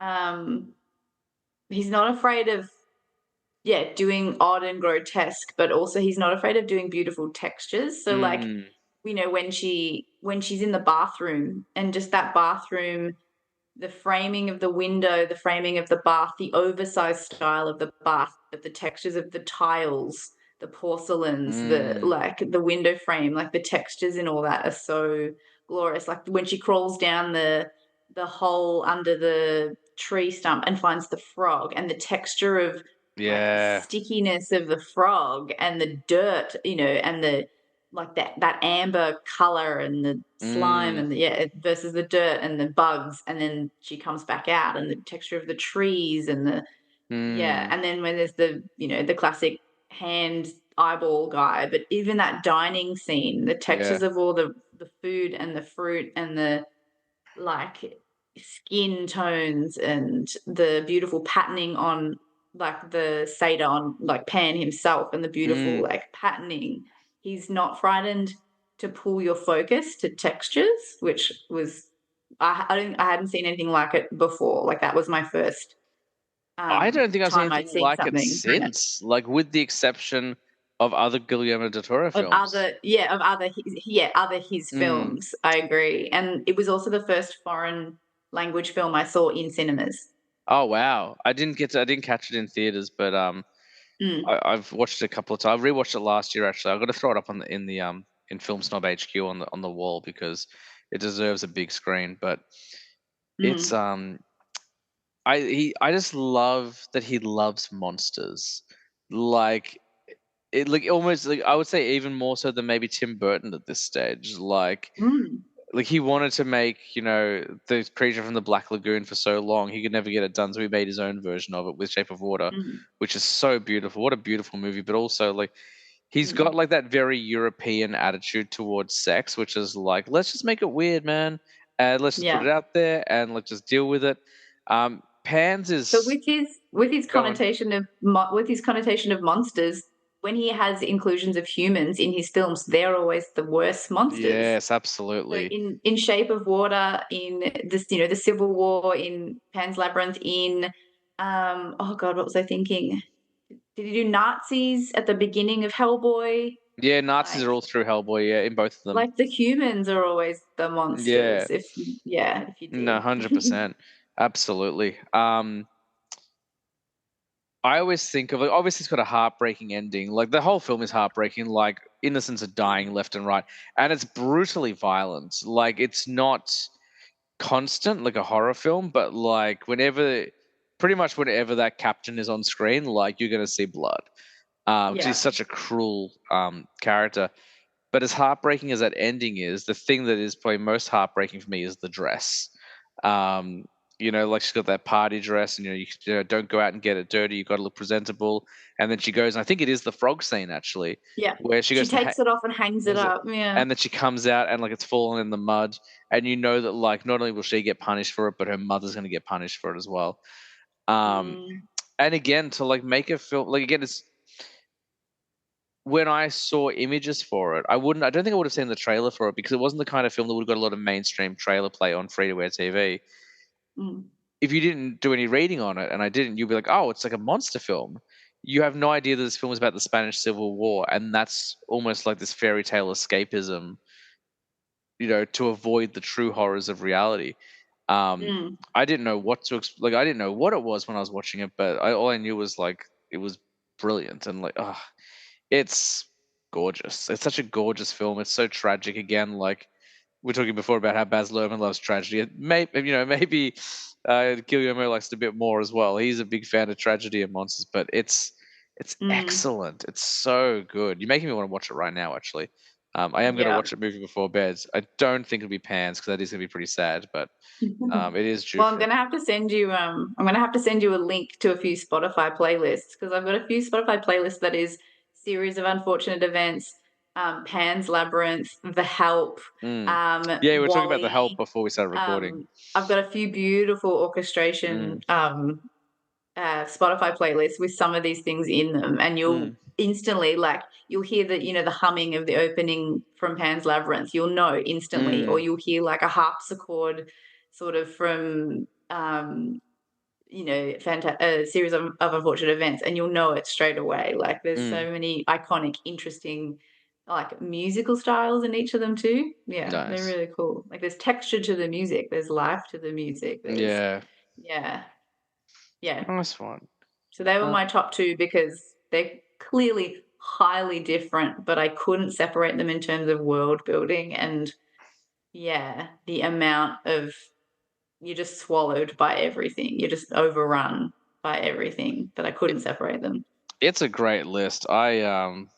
As I said, there's two on there I haven't seen, but I every time you've recommended something for me, you've always steered me true. So I guarantee you they're excellent films. I just haven't had a chance to watch them yet.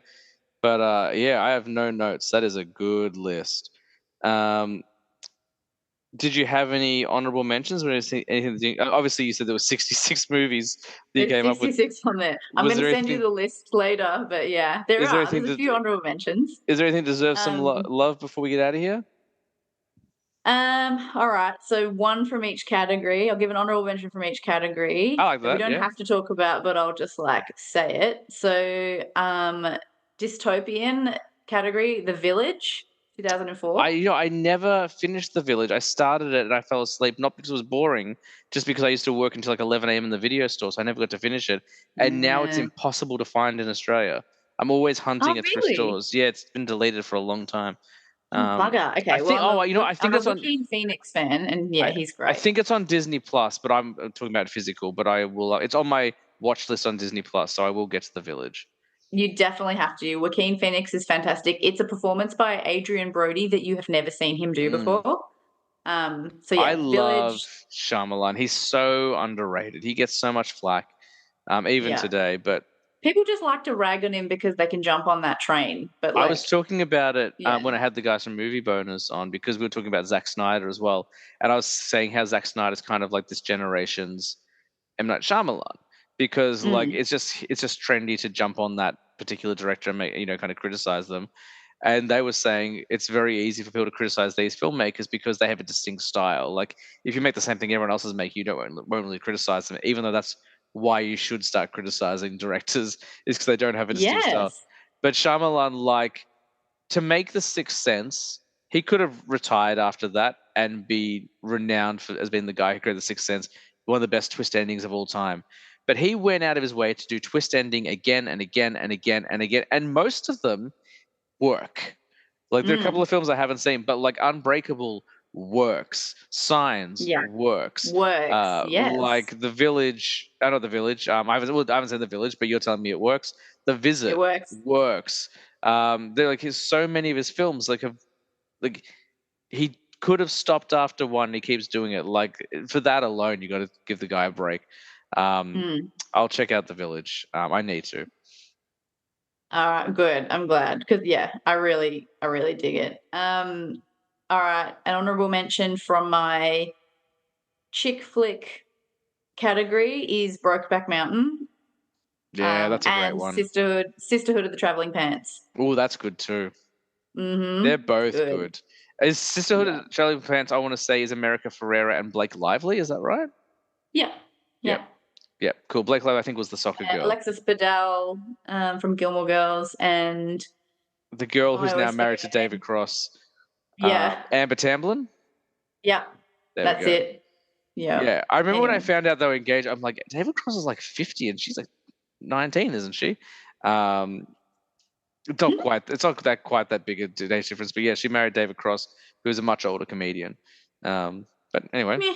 hey, they found love in a hopeless Um, place to quote Rihanna. So there we go. I was going to say, Brokeback Mountain deserves a shout out for obviously so many different reasons, but I think that it was really instrumental in opening up the bravery to do queer stories in Mm-hmm. major Hollywood.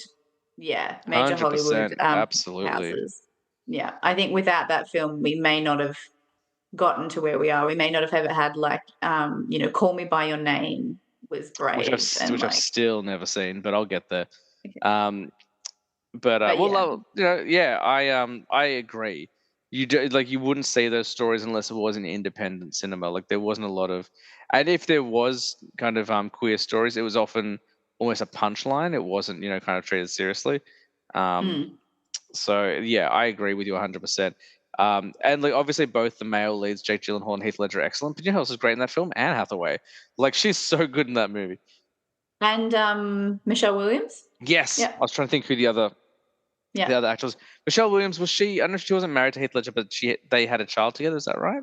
No, they were married. Oh, they Yeah, were no, they were married. I married. couldn't remember if they were married or not. Yeah, Yeah, no, they were married. yeah. So that's another honorable mention. Well, there's a lot in the other list. So there was ones that I was like, I loved. Here we go. I loved Troy. I loved The Aviator. Troy's really good. I loved. Obviously, we've talked about it before. Gladiator, The Pianist. Mm. Million Dollar Baby. I actually was like, if you want a movie you cry your head off in, Million Dollar Baby. I cried and cried and I've cried. never seen Million Dollar Baby, and I've never seen The Pianist. Tina keeps telling me I need to watch The Pianist, but Oh, yeah, but you will. Yeah, we've spoken about it before for sure. yeah, Um, I showed if you Tina ever Troy for the watch, first time. I think it was oh yeah, last year, and we were watching the extended cut, which I've never seen before, which makes it like 3.5 hours long because it's a long flick. Um, so good, but I so hadn't seen good. the extended cut before, and I was like, just wait till Brad Pitt like shows up. Like his first scene is so cool because in the theatrical cut, it's like Achilles just riding through and then stabs the guy in the neck in one fell swoop. In the Mm. extended cut, like he's lying in bed with two naked women who have got very obviously fake boobs. And Tina was like, "This is how you want. Like this is the cool intro." I'm like, I don't know what this is. I haven't seen And this before. the kid comes into the tent and says, "Hey, you needed down on the fighting field," Yeah. and he's like, "What?" And you're like, Yeah, "Go I on." think like in the theatrical, it was a lot more censored than that. I don't remember there being a lot of nudity, but in that, Mm, I was like, no, that's. I mean, look, it's cool, but that's not the cool intro I meant. Like, we'll get to the cool intro. I'm never gonna say no to nudity in films, like or in mm. life, like just everyone embrace it. Anyway, Well, yeah. So Dollar Baby is beautiful cinema, mm, heartbreaking again. But the Clint Eastwood character. is very similar to my father. So, Interesting. like, there's interesting little connections there that, like, the way he sort of, um yeah, I don't know. I can't even spell out the connections, but the Okay. Clint Eastwood character is very similar to my father, not in appearance, but just in mannerisms, in discussion, etc. And so Yeah. I found familiarity in that film. And yeah, it's really well done film. And then last honorable mention, oh, what am I going to pick? Either Catch Me If You Can Oh, or so The good. Blind Side. Yeah, Never seen The Blind Side, so I've got to get on that one as well. yeah. But Catch Me If You Can. Mm, Great soundtrack, great set design, great yeah. opening credits. Um, Yes, yes. We used to really study that fun. in media. Yeah. Yeah, really funny. One of my favorite all time quotes of all time is like one of my favorite Tom Hanks quotes of all time is knock knock, and then like it cuts away. Do you remember the knock knock joke? Yeah, it's I really good. laughed. I found it really funny. I loved the scene where he finally catches up with him in the hotel, and Leo pretends to be like a detective that got there first and was like, "You're already Mm, too late." Like yeah, that scene, you're like, "Ooh, fuck," and he gives him yeah. his wallet, and you're like, "Jesus, don't open the wallet!" Like, oh, yeah. Leo has a string of films in the early 2000s, starting I think with The Aviator, and probably Mm, culminating with The Departed, maybe even a little bit later in the 2000s, where it's like, how did this guy not win Best Actor? Like he should have won it in The Aviator. He probably should have won it for Catch Me If You Can. He definitely should have won yep. it for The Departed. Um, and like he should have won it. Like there's so many movies he should have won it for. Wolf of Wall Street he should have won it for. I always kind of felt like The Revenant was more of like a gimme, where they're like, we've made a mistake so many times. Let's give it to him now. But like he had They're like, such a shit, we missed the boat on all the really good. Yeah. Mm, yeah, like obviously like in like the 90s he was still finding his feet. Like Titanic obviously opened up a lot of doors for him, but he also like after Titanic took a break to kind of figure out what kind of actor he wanted to be. And we saw mm. what kind of actor he wanted to be in throughout the 2000s, and never once were they like, hey, here's that award you've earned time and time again. Um, yeah, early 2000s Leo is like peak Leo for me, I think.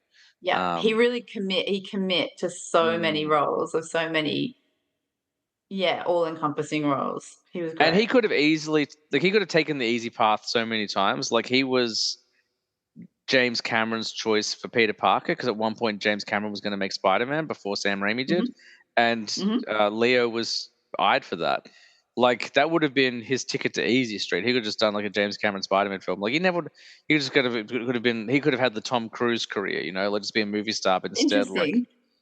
I think I heard a quote though that I think Tom Holland met Leo once when he was quite young, and the advice that Leo gave Tom Holland?